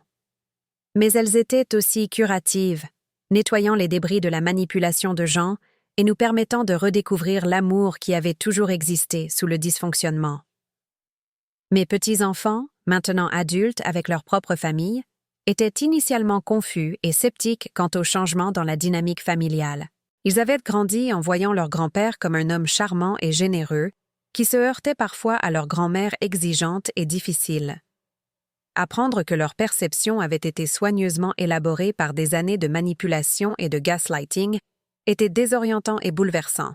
Mais les jeunes, j'ai découvert, sont souvent plus adaptables que leurs parents lorsqu'il s'agit d'accepter de nouvelles informations et de changer leur perspective. Une fois qu'ils ont compris ce qui se passait réellement dans notre foyer, ils ont rapidement offert leur soutien et leurs excuses pour ne pas avoir reconnu les signes plus tôt. La relation avec mes petits-enfants est devenue l'un des aspects les plus gratifiants de ma nouvelle vie. Sans l'ingérence et la manipulation de Jean, j'étais libre de développer de véritables liens avec eux, basés sur des intérêts communs et une affection authentique plutôt que sur l'obligation et la culpabilité. Ils étaient tôt fascinés par l'histoire de ma transformation et inspirés par le courage dont j'avais fait preuve en reconstruisant ma vie à 70 ans. Ma petite fille aînée, Emma, a même choisi d'écrire son mémoire de fin d'études sur la maltraitance des personnes âgées, utilisant mon cas comme exemple principal de la manière dont la manipulation psychologique systématique peut être utilisée pour faciliter l'exploitation financière. Ces recherches ont contribué à une plus grande prise de conscience du problème parmi sa génération, qui pourrait un jour être en mesure de protéger ses propres grands-parents d'une victimisation similaire. Les effets d'entraînement de ma décision de me battre contre les abus de Jean se sont étendus bien au-delà de ma situation personnelle. Les précédents juridiques établis par notre affaire ont facilité la recherche de justice pour d'autres victimes. L'attention des médias a sensibilisé le public à la maltraitance des personnes âgées d'une manière qui a probablement empêché d'autres crimes. Le travail éducatif que j'avais commencé a atteint des milliers de personnes qui pourraient maintenant être mieux équipées pour reconnaître et signaler un comportement suspect. Mais peut-être plus important encore, mon histoire a donné de l'espoir et de l'inspiration à d'autres femmes âgées qui se sentaient piégées dans des relations abusives, qui croyaient qu'il était trop tard pour recommencer, qui avaient été convaincues qu'elles étaient trop vieilles, trop endommagées ou trop dépendantes pour survivre seules. Les lettres que je continuais à recevoir de femmes de tout le pays témoignaient de l'impact du choix du courage plutôt que du confort, de la dignité plutôt que de la sécurité, de la vérité plutôt que de l'illusion de la paix. Beaucoup d'entre elles décrivaient leur propre premier pas vers la liberté, encouragées par l'exemple d'une femme de 74 ans qui avait trouvé la force de dire non à 50 ans de conditionnement et de manipulation. En y repensant maintenant, près de 3 ans après cette nuit cruciale où j'ai échangé nos verres d'eau, je peux voir comment chaque élément de ma vie a été transformé.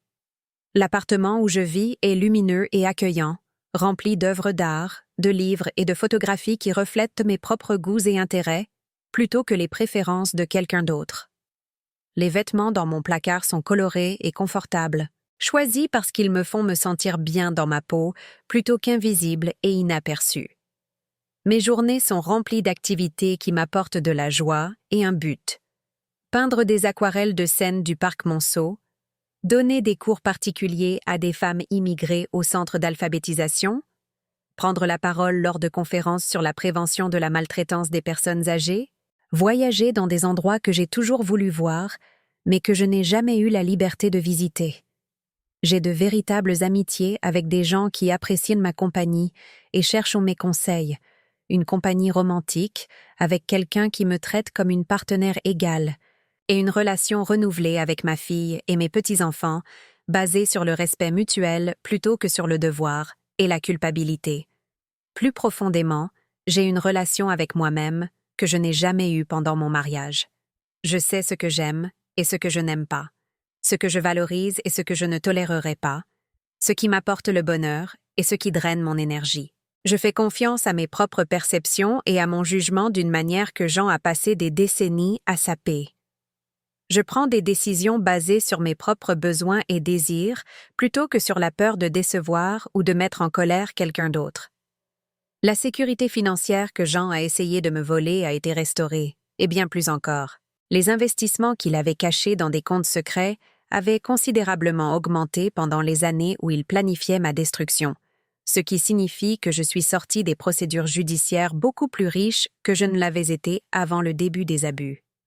L'ironie de bénéficier financièrement de sa tentative de vol ne m'a pas échappé.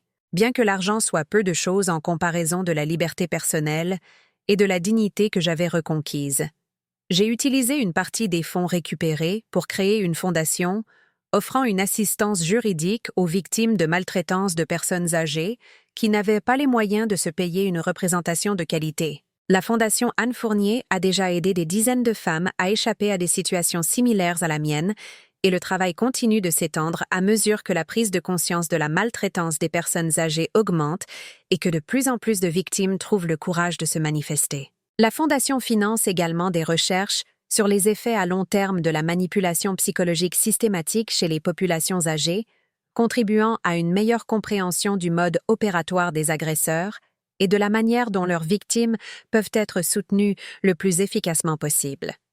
L'objectif n'est pas seulement d'aider les victimes individuelles, mais de prévenir de futures victimisations par l'éducation, l'intervention précoce et des changements systémiques dans la manière dont la société reconnaît et répond à la maltraitance des personnes âgées.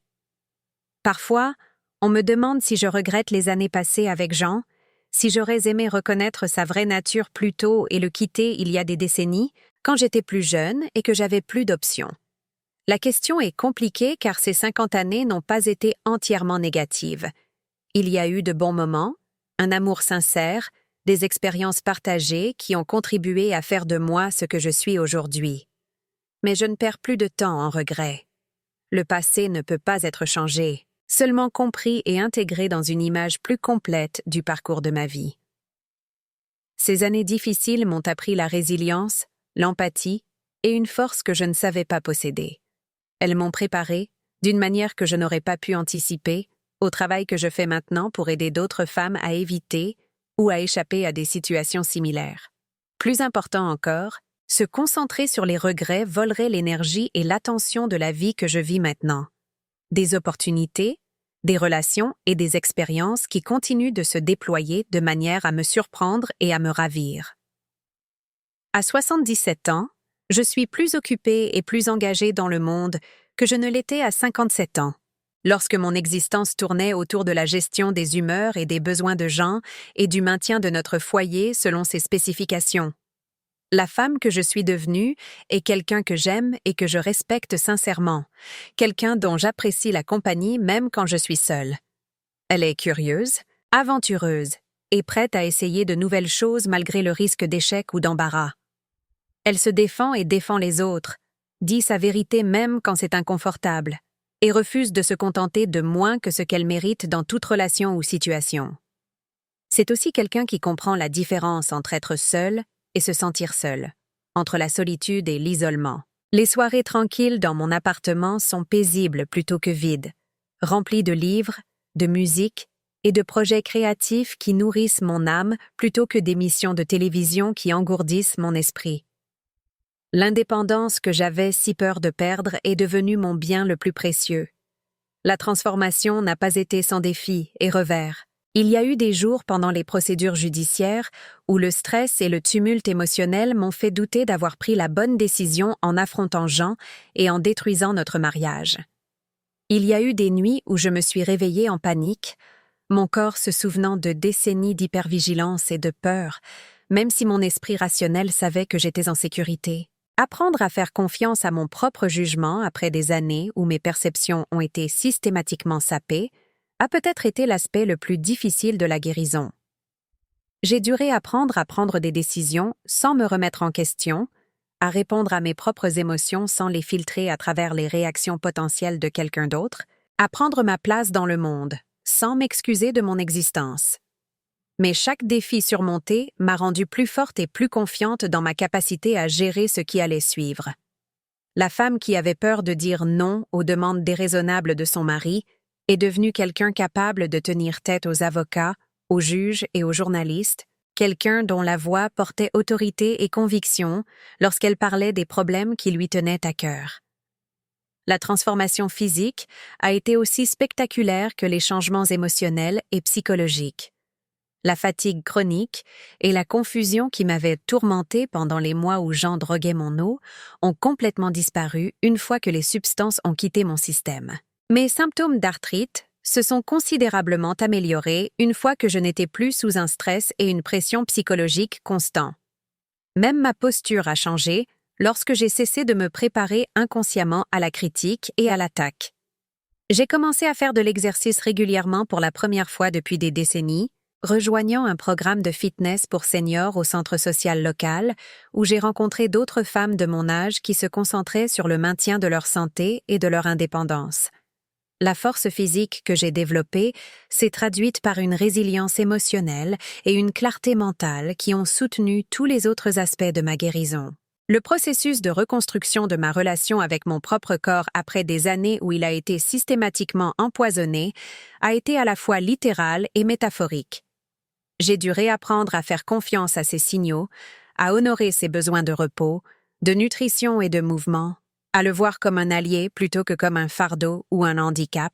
L'attention particulière que j'ai commencé à porter à la manière dont différents aliments et activités affectaient mon énergie et mon humeur faisait partie d'un processus plus large de connexion à mes propres besoins et préférences après des décennies de concentration exclusive sur ceux de quelqu'un d'autre. La nourriture, en particulier, est devenue une forme de soin personnel et d'expression créative que je n'avais jamais connue pendant mon mariage. Jean avait des préférences très marquées en matière de repas et s'attendait à ce que je cuisine selon ses goûts et ses restrictions alimentaires, laissant peu de place à mes propres intérêts culinaires ou à mes expériences. Maintenant, je pouvais explorer différentes cuisines, essayer de nouvelles recettes, manger quand j'avais faim plutôt que selon l'horaire de quelqu'un d'autre. Le simple plaisir de choisir quoi dîner chaque soir, sans tenir compte des préférences ou des restrictions de quiconque, était emblématique de la plus grande liberté que j'avais reconquise. Chaque décision, des choix de vie majeurs aux préférences quotidiennes mineures, était à moi de prendre en fonction de mes propres valeurs et désirs plutôt que par peur de la désapprobation ou des représailles. Cette autonomie s'est étendue à la façon dont je passais mon temps et mon énergie, à la façon dont je décorais mon espace de vie, aux relations que je choisissais de maintenir ou de développer, aux activités et aux intérêts que je poursuivais. Après 50 ans de négociations, de compromis et d'accommodation des besoins de quelqu'un d'autre, la liberté de simplement me faire plaisir était enivrante et parfois accablante.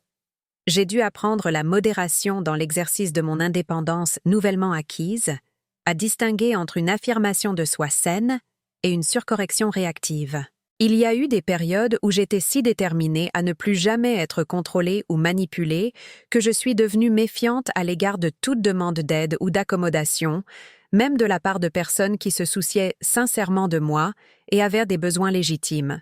L'équilibre entre le maintien de mon autonomie durement gagnée et le fait de rester ouverte à une interdépendance saine était quelque chose sur lequel j'ai beaucoup travaillé en thérapie, et à travers des conversations avec d'autres survivantes qui avaient navigué des défis similaires. Apprendre à dire oui aux demandes raisonnables, tout en maintenant fermement mon droit de dire non aux demandes déraisonnables, était une compétence cruciale qui a nécessité du temps et de la pratique pour être développée. Robert a été patient et compréhensif pendant que je travaillais sur ces questions, ne me pressant jamais d'aller plus vite ou de m'engager plus profondément dans notre relation que ce qui me semblait confortable. Son respect pour mes limites et sa volonté de discuter et de négocier ouvertement nos attentes ont créé un modèle de partenariat complètement différent de tout ce que j'avais connu avec Jean. Le contraste entre les deux relations était si frappant qu'il me semblait parfois vivre dans un univers différent. Là où Jean était contrôlant, Robert était encourageant. Là où Jean était manipulateur, Robert était direct. Là où Jean exigeait la conformité, Robert encourageait l'indépendance. Là où Jean voyait ma force comme une menace à éliminer, Robert la célébrait comme un atout à chérir.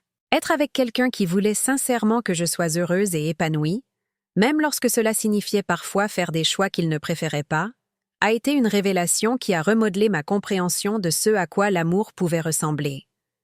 Jean m'avait convaincu que sa possessivité et son contrôle étaient la preuve de son attachement pour moi, que ses exigences de conformité étaient des expressions de son amour et de son inquiétude pour mon bien-être.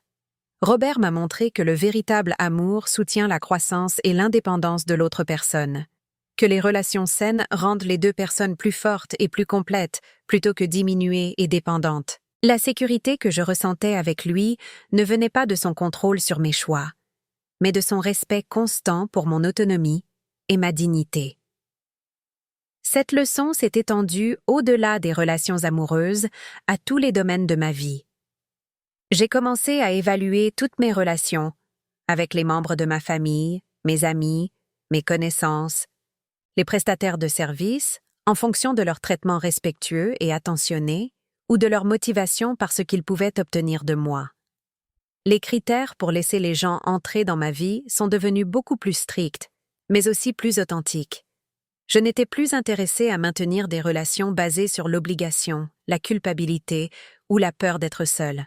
Je voulais des liens mutuellement bénéfiques et sincèrement affectueux, où les deux personnes contribuaient et recevaient soutien et compagnie. Ce changement de norme a signifié que certaines relations de longue date ont pris fin ou ont radicalement changé, Mais cela a également ouvert la voie à de nouvelles connexions plus saines et plus épanouissantes. La qualité de ma vie sociale s'est améliorée de façon exponentielle, même si la quantité de relations a diminué, me laissant me sentir plus soutenue et comprise que je ne l'avais été depuis des décennies. Le travail que j'ai commencé avec la Fondation de lutte contre la maltraitance des personnes âgées m'a mise en contact avec des défenseurs, des militants et des chercheurs de tout le pays, élargissant mon réseau social et professionnel d'une manière que je n'aurais pas pu imaginer lorsque j'étais isolée dans mon appartement avec Jean. Ces nouvelles relations étaient basées sur des valeurs partagées et des intérêts communs, plutôt que sur la proximité ou l'obligation familiale, créant des liens qui ont immensément enrichi ma vie. Grâce à ce travail, j'ai également commencé à voyager plus largement, ce que j'avais rêvé de faire pendant des décennies, mais que je n'avais jamais pu poursuivre pendant mon mariage. La réticence de Jean à voyager, combinée à nos contraintes financières chroniques, m'avait ancrée à Paris pendant la majeure partie de ma vie d'adulte. Maintenant, j'avais à la fois les ressources et la liberté d'explorer d'autres endroits, tant en France qu'à l'international. Chaque voyage était une aventure qui aurait été impossible pendant mon mariage, non seulement à cause des objections de Jean, mais aussi à cause de la confiance et de l'indépendance nécessaires pour naviguer dans des lieux et des situations inconnues. La femme qui avait peur de prendre des décisions sans consulter son mari est devenue quelqu'un à l'aise pour voyager seule, faire des réservations, gérer la logistique et s'adapter aux défis inattendus. Les photographies de ces voyages racontent l'histoire de ma transformation mieux que les mots ne le pourraient jamais. Sur les premières photos, prises lors des premiers voyages timides après le départ de Jean, j'ai l'air incertaine et quelque peu dépassée, comme quelqu'un qui n'est pas tout à fait sûr d'appartenir aux endroits qu'elle visite. Sur des images plus récentes, j'apparais confiante et engagée, quelqu'un qui s'amuse clairement et qui est à l'aise dans sa peau où qu'elle se trouve. Les expériences de voyage ont également contribué à ma croissance personnelle d'une manière qui allait bien au-delà du simple plaisir ou de l'enrichissement culturel. Naviguer dans des pays étrangers où je ne parlais pas la langue, goûter des aliments que je n'avais jamais rencontrés, m'adapter à des coutumes et des normes sociales différentes, tous ces défis ont renforcé ma résilience et ma flexibilité qui m'ont bien servi dans tous les domaines de ma vie. Plus important encore, voir comment les femmes de mon âge étaient traitées et valorisées dans différentes cultures m'a donné une perspective sur les hypothèses et les limitations que j'avais inconsciemment acceptées concernant le vieillissement et les rôles de genre dans la société française. Dans certains endroits, les femmes âgées étaient vénérées comme des sources de sagesse et d'autorité.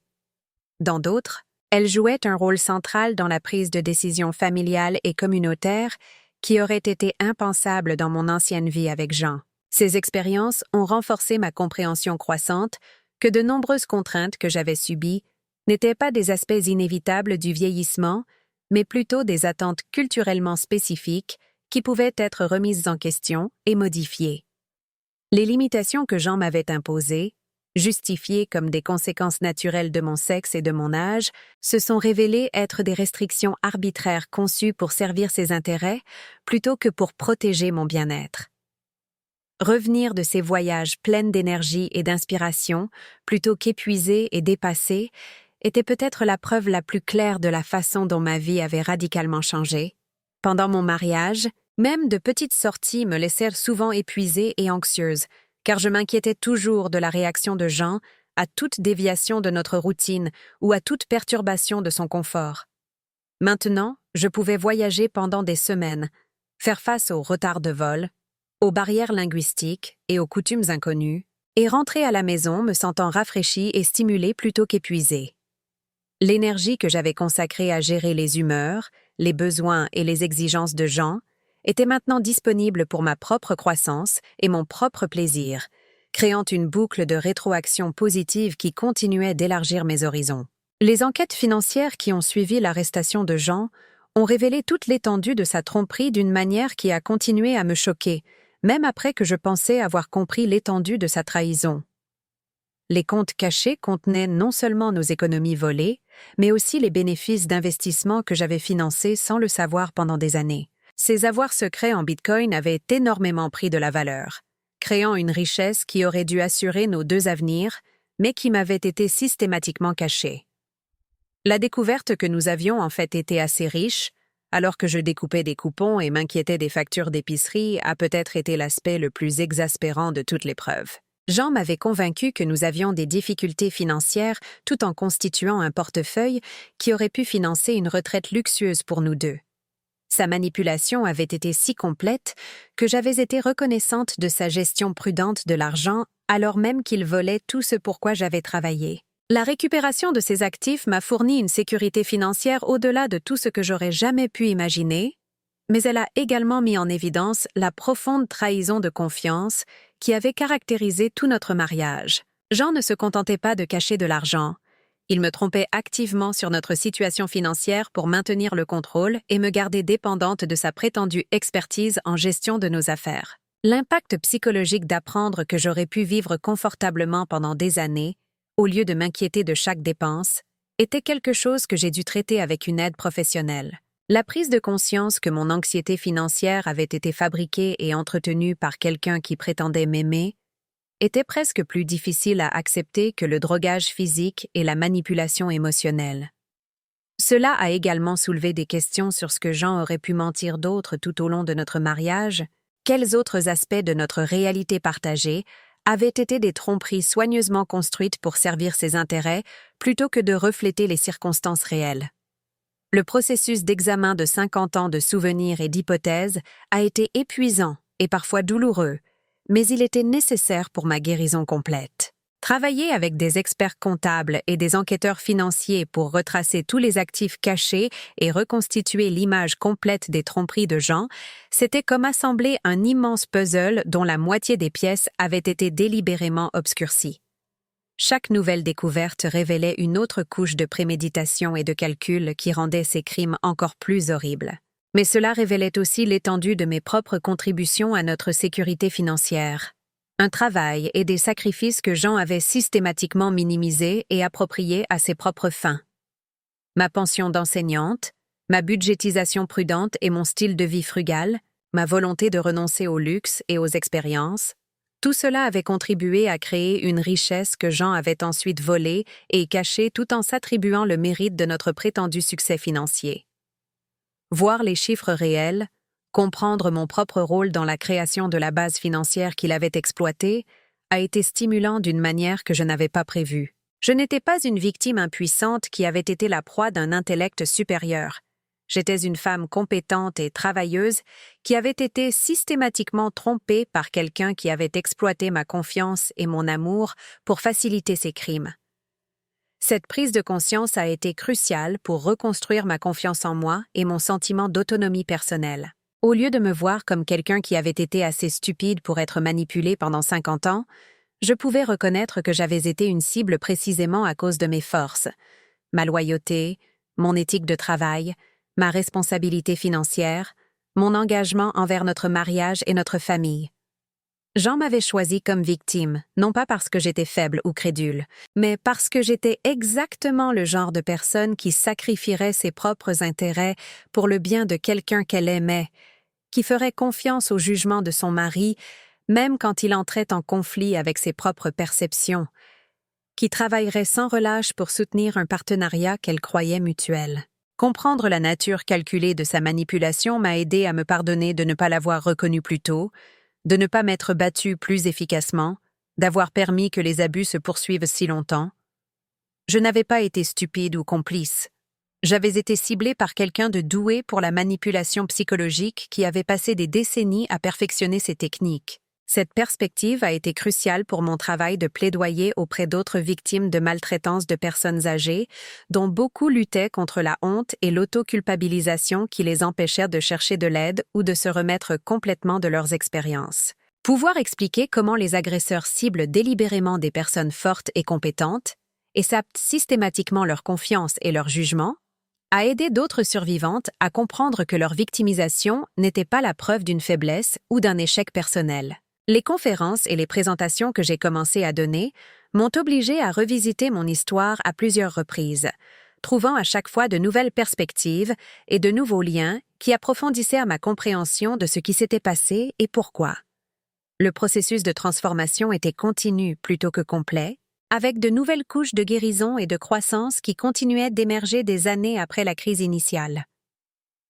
Ce qui m'a le plus surprise, c'est à quel point j'ai apprécié de parler en public, malgré avoir été timide et effacée pendant la majeure partie de ma vie d'adulte. La confiance que j'avais développée en survivant aux abus de Jean et en reconstruisant ma vie s'est traduite par une capacité à capter l'attention et le respect lorsque je m'adressais à des auditoires de professionnels et de défenseurs. La réponse positive à mes présentations, les questions et les commentaires de personnes qui trouvaient mon histoire utile ou inspirante, ont renforcé mon sentiment que la terrible expérience que j'avais endurée s'était transformée en quelque chose de précieux qui pouvait profiter aux autres. Le sens et le but que j'avais trouvé dans le travail de plaidoyer ont rendu la souffrance moins vaine, moins purement destructive. J'ai aussi découvert que j'avais des capacités d'enseignement naturelles qui s'étendaient au-delà de la salle de classe primaire où j'avais passé ma carrière. Les compétences que j'avais utilisées pour aider les enfants à apprendre et à grandir étaient tout aussi efficaces lorsqu'elles étaient appliquées à l'éducation des adultes sur les dynamiques de l'abus et les stratégies de prévention. Mon expérience dans l'éducation m'a donné une crédibilité et une expertise qui ont renforcé mon efficacité en tant que défenseur. La combinaison de l'expérience personnelle et des connaissances professionnelles a créé une perspective unique que les auditoires trouvaient particulièrement convaincante. Je pouvais expliquer la psychologie de l'abus en des termes à la fois académiquement solides et émotionnellement accessibles, aidant les gens à comprendre des dynamiques complexes à travers des exemples concrets et des scénarios auxquels ils pouvaient s'identifier. Ce travail m'a également mise en contact avec des chercheurs et des décideurs politiques qui travaillaient sur des changements systémiques pour mieux protéger les personnes âgées de l'exploitation et des abus. Mon cas avait contribué à établir d'importants précédents juridiques, mais il restait encore beaucoup à faire en termes de prévention, d'intervention précoce et de services de soutien aux victimes.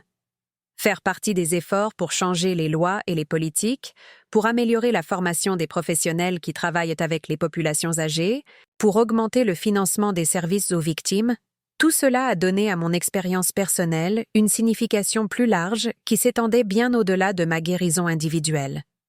La transformation de victime à avocate puis à influenceuse politique est quelque chose que je n'aurais jamais pu imaginer lorsque je traînais dans cet appartement sombre, ayant peur de contester l'autorité de Jean. Les effets d'entraînement ont continué à s'étendre d'une manière qui m'étonnait parfois. D'anciens élèves m'ont contacté après avoir vu la couverture médiatique de mon histoire, partageant comment ma force et mon courage les avaient inspirés dans leurs propres situations difficiles. Des collègues de ma carrière d'enseignante ont exprimé leur admiration pour la façon dont j'avais reconstruit ma vie et trouvé un nouveau but dans le travail de plaidoyer. Même des inconnus qui m'entendèrent parler ou lisaient mon cas m'approchaient lors de conférences ou m'envoyaient des lettres décrivant comment mon exemple leur avait donné de l'espoir ou du courage pour faire des changements dans leur propre vie. La prise de conscience que ma terrible expérience pouvait être une source d'inspiration et de conseils pour les autres était peut-être l'aspect le plus significatif de toute ma transformation. En regardant vers l'avenir plutôt que vers le passé, je peux voir que mes 70 ans et au-delà ne seront pas définis par les limitations que la société attend des femmes âgées, mais par les possibilités que je crée par mes propres choix et actions. La vie que je mène maintenant ne ressemble en rien au déclin tranquille que j'avais anticipé avant que les abus de Jean ne s'intensifient jusqu'à la crise. Au lieu de passer ces années à gérer les médicaments, les rendez-vous chez le médecin et l'entretien de la maison avec une énergie et un enthousiasme décroissants, je voyage, j'apprends et je contribue à des causes qui me tiennent à cœur avec une vitalité et une passion qui surprennent tous ceux qui m'ont connue pendant mon mariage. La femme qui quittait rarement son quartier est devenue quelqu'un à l'aise pour naviguer dans les aéroports et les villes étrangères, qui peut donner des présentations à de grands auditoires et tenir sa place dans les discussions politiques avec des experts et des responsables. Les améliorations de ma santé qui ont suivi ma libération de l'empoisonnement systématique de Jean continuent d'étonner mes médecins et d'inspirer mes pairs. Ma fonction cognitive, qui avait décliné sous l'influence des drogues qu'il me donnait, non seulement est revenue à la normale, mais semble plus vive et plus concentrée qu'elle ne l'avait été depuis des années.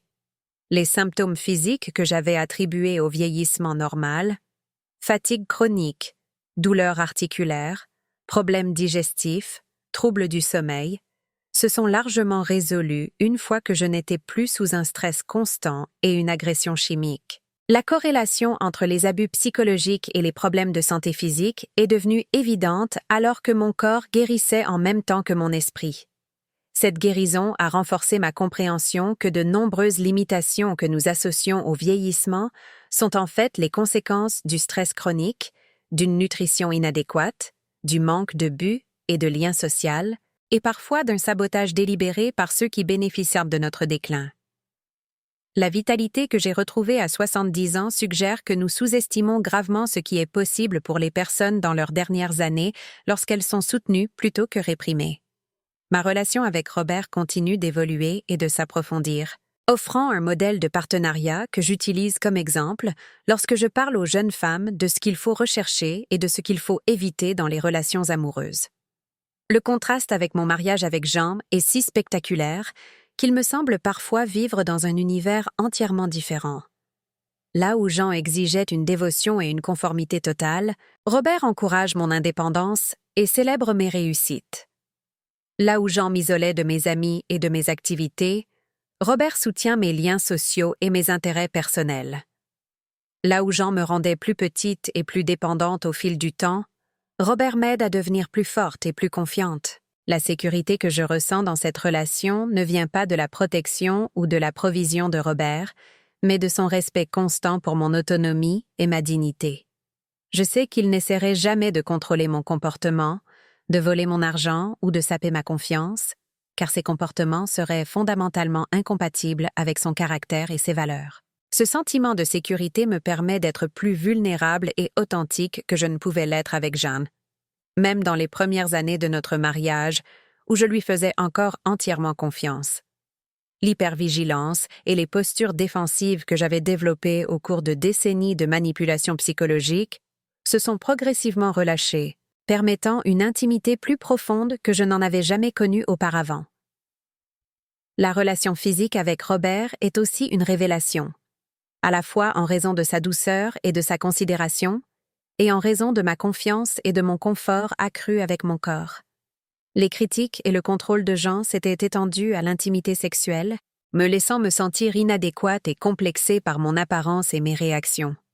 L'appréciation de Robert pour qui je suis maintenant, à 77 ans, m'a aidé à retrouver un sentiment de ma propre attractivité et de ma désirabilité que je pensais perdue à jamais. Le lien entre les abus psychologiques et le dysfonctionnement sexuel est devenu clair lorsque ma confiance et ma réactivité sont revenues dans un environnement de soins et de respect sincère. Cet aspect de ma guérison était quelque chose que je discutais rarement dans les présentations publiques, mais il était crucial pour ma guérison complète et pour comprendre toute l'étendue de ce que les abus de Jean m'avaient volé. La restauration de l'intimité et du plaisir physique a été aussi importante que la guérison financière et émotionnelle, représentant une autre dimension de la force vitale qui avait été systématiquement réprimée. La possibilité d'un remariage est quelque chose dont Robert et moi avons discuté, mais nous sommes tous les deux à l'aise avec la relation telle qu'elle est actuellement.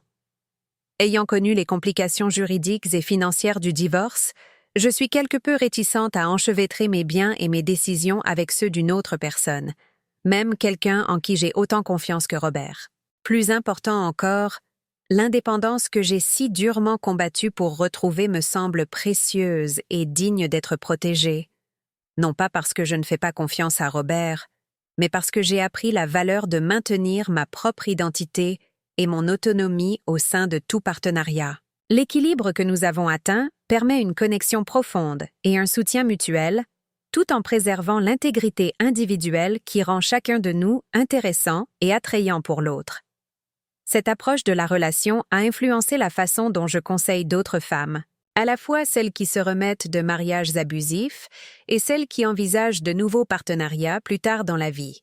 La sagesse conventionnelle selon laquelle les femmes ont besoin d'être en couple pour être complètes ou en sécurité est quelque chose que je conteste activement, ayant découvert que le contraire est souvent vrai. La base la plus solide pour tout partenariat est deux personnes qui sont complètes et en sécurité en tant qu'individus, qui choisissent de partager leur vie parce qu'elles apprécient sincèrement la compagnie de l'autre plutôt que parce qu'elles ont besoin l'une de l'autre pour répondre à des besoins émotionnels ou pratiques de base. Ce modèle de relation est particulièrement important pour les personnes âgées, qui peuvent être vulnérables à l'exploitation précisément en raison de leurs besoins et de leur dépendance présumée. Mon travail avec la Fondation a évolué pour inclure l'éducation sur les relations saines et les signaux d'alarme de l'abus, ciblant particulièrement les femmes récemment veuves ou divorcées qui peuvent être vulnérables à la manipulation par des prédateurs qui ciblent spécifiquement cette population. Les tactiques utilisées par les escrocs à la romance et les prédateurs financiers reflètent souvent celles employées par les conjoints abusifs, rendant l'éducation à la prévention de la maltraitance des personnes âgées pertinente pour un large éventail de situations. Le lien entre les différents types de victimisation est devenu de plus en plus clair, grâce à mon travail de plaidoyer et à ma collaboration de recherche avec des experts en criminologie et en gérontologie. La maltraitance des personnes âgées se produit rarement de manière isolée. Elle fait souvent partie d'un schéma d'exploitation qui comprend des escroqueries financières, des fraudes aux soins de santé et diverses formes de manipulation conçues pour séparer les personnes âgées de leurs ressources et de leur autonomie. Comprendre ces schémas plus larges m'a aidé à développer des stratégies de prévention plus complètes et des programmes éducatifs qui s'attaquent aux causes profondes de la vulnérabilité plutôt qu'aux simples symptômes de l'abus. Le travail a dépassé mon expérience personnelle pour englober des questions systémiques sur la manière dont la société perçoit et valorise les personnes âgées, en particulier les femmes âgées.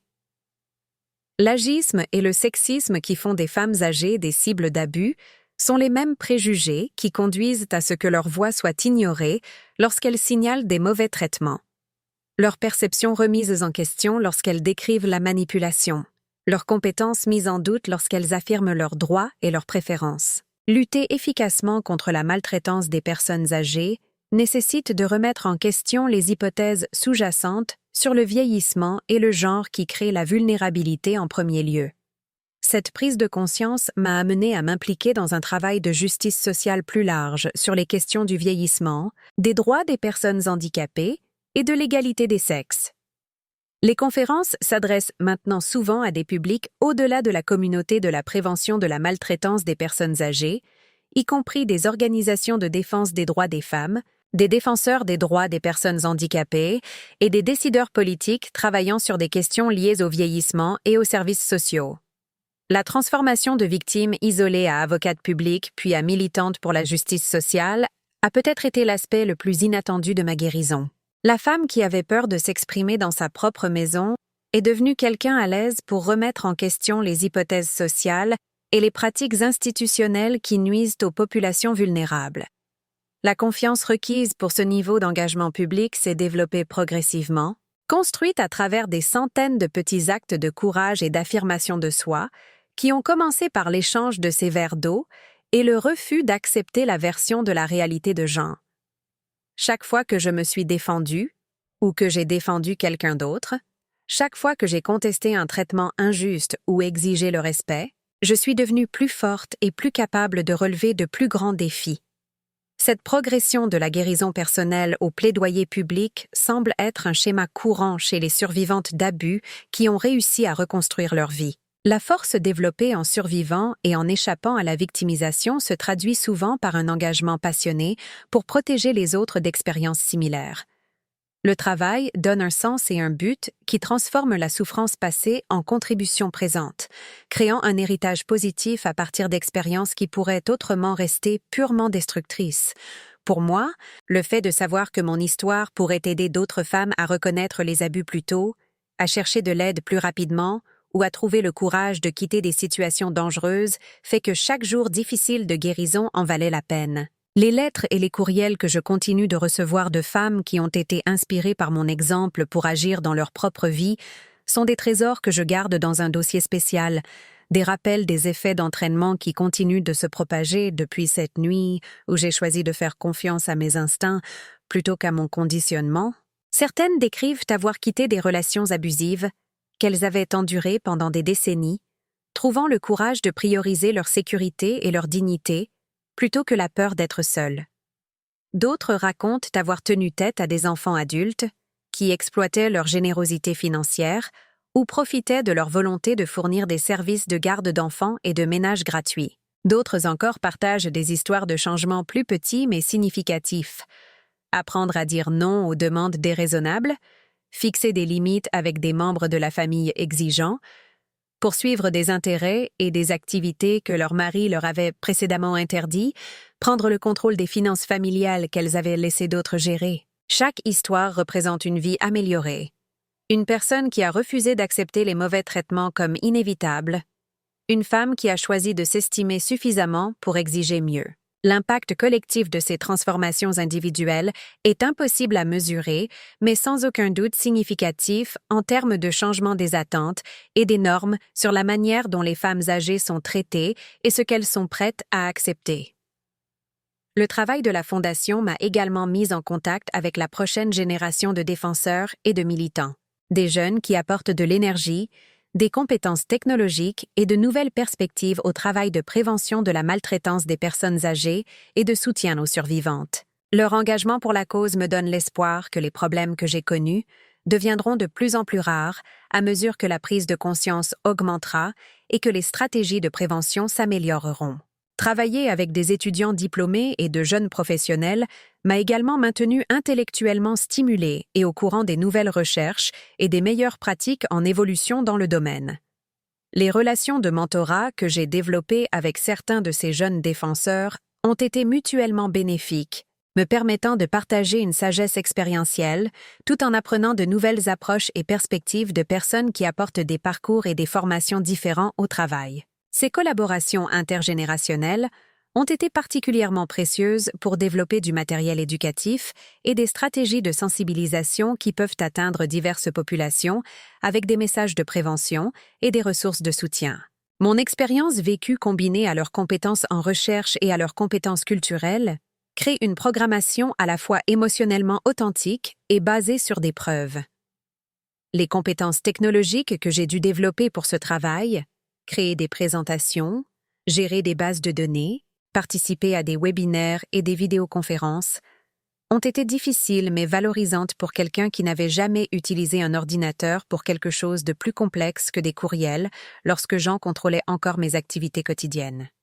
Apprendre ces nouvelles compétences à 70 ans a été un autre aspect de la découverte de capacités que je ne savais pas posséder. Un potentiel qui avait été réprimé pendant des décennies où on me disait que j'étais trop vieille ou trop nulle en technologie pour maîtriser de nouvelles compétences. La confiance qui découle de l'adaptation réussie aux outils et plateformes de communication changeants s'est transférée à d'autres domaines où je m'étais auparavant sentie intimidée ou inadéquate. Les conférences comprennent maintenant souvent des présentations virtuelles qui atteignent des publics que je n'aurais jamais pu atteindre par des événements en personne seule.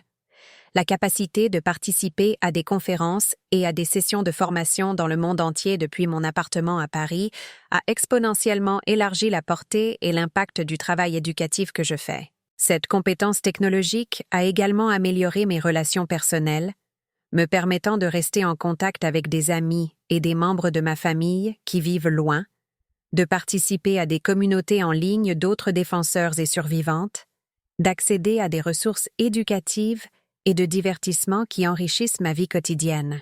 La femme qui se sentait isolée et coupée du monde pendant les dernières années de son mariage a maintenant des connexions et des canaux de communication qui couvrent le globe, apportant une stimulation et une compagnie qui auraient été inimaginables il y a quelques années à peine. Les compétences en littératie numérique m'ont également rendue plus confiante dans la gestion financière et moins vulnérable au type de manipulation que Jean utilisait pour maintenir le contrôle sur nos ressources. Être en mesure d'accéder aux informations de compte en ligne, de rechercher des options d'investissement, de communiquer directement avec des conseillers financiers et juridiques a éliminé la dépendance aux interprétations et représentations des autres qui rendèrent sa tromperie possible. Cette indépendance dans la gestion de mes propres affaires a été cruciale pour maintenir l'autonomie que j'ai si durement combattue pour retrouver. Je n'ai plus besoin de me fier à l'expertise ou au jugement de quiconque sur ma situation financière. J'ai les outils et les connaissances pour surveiller mes propres comptes, prendre mes propres décisions et vérifier les informations de manière indépendante. L'autonomisation qui découle de la littératie financière et de l'indépendance ne peut être surestimée, en particulier pour les femmes de ma génération, qui étaient souvent exclues des décisions financières familiales et découragées de développer une expertise en gestion de l'argent. Prendre le contrôle de mes finances a été aussi important pour ma guérison que de traiter le traumatisme psychologique et émotionnel des abus de gens. Comprendre les investissements, les implications fiscales, la planification successorale et d'autres aspects de la gestion financière m'a également permis de prendre des décisions stratégiques sur la philanthropie et la planification de mon héritage qui reflètent mes valeurs et mes priorités plutôt que l'agenda de quelqu'un d'autre. Le travail de la Fondation n'est qu'un exemple de la façon dont j'utilise les actifs récupérés pour créer un changement positif et soutenir les causes qui me tiennent à cœur. Le processus de planification successorale a été particulièrement significatif, me permettant de m'assurer que mes dernières années et mon héritage éventuel contribuent à protéger d'autres adultes vulnérables du type d'exploitation que j'ai subi. Plutôt que de tout laisser à des membres de ma famille qui pourraient ne pas partager mes valeurs ou mes priorités, j'ai pu créer un plan qui soutient à la fois mes proches et la cause plus large de la prévention de la maltraitance des personnes âgées. Cette approche de la planification de fin de vie reflète la transformation plus large de ma façon de penser à mon but et,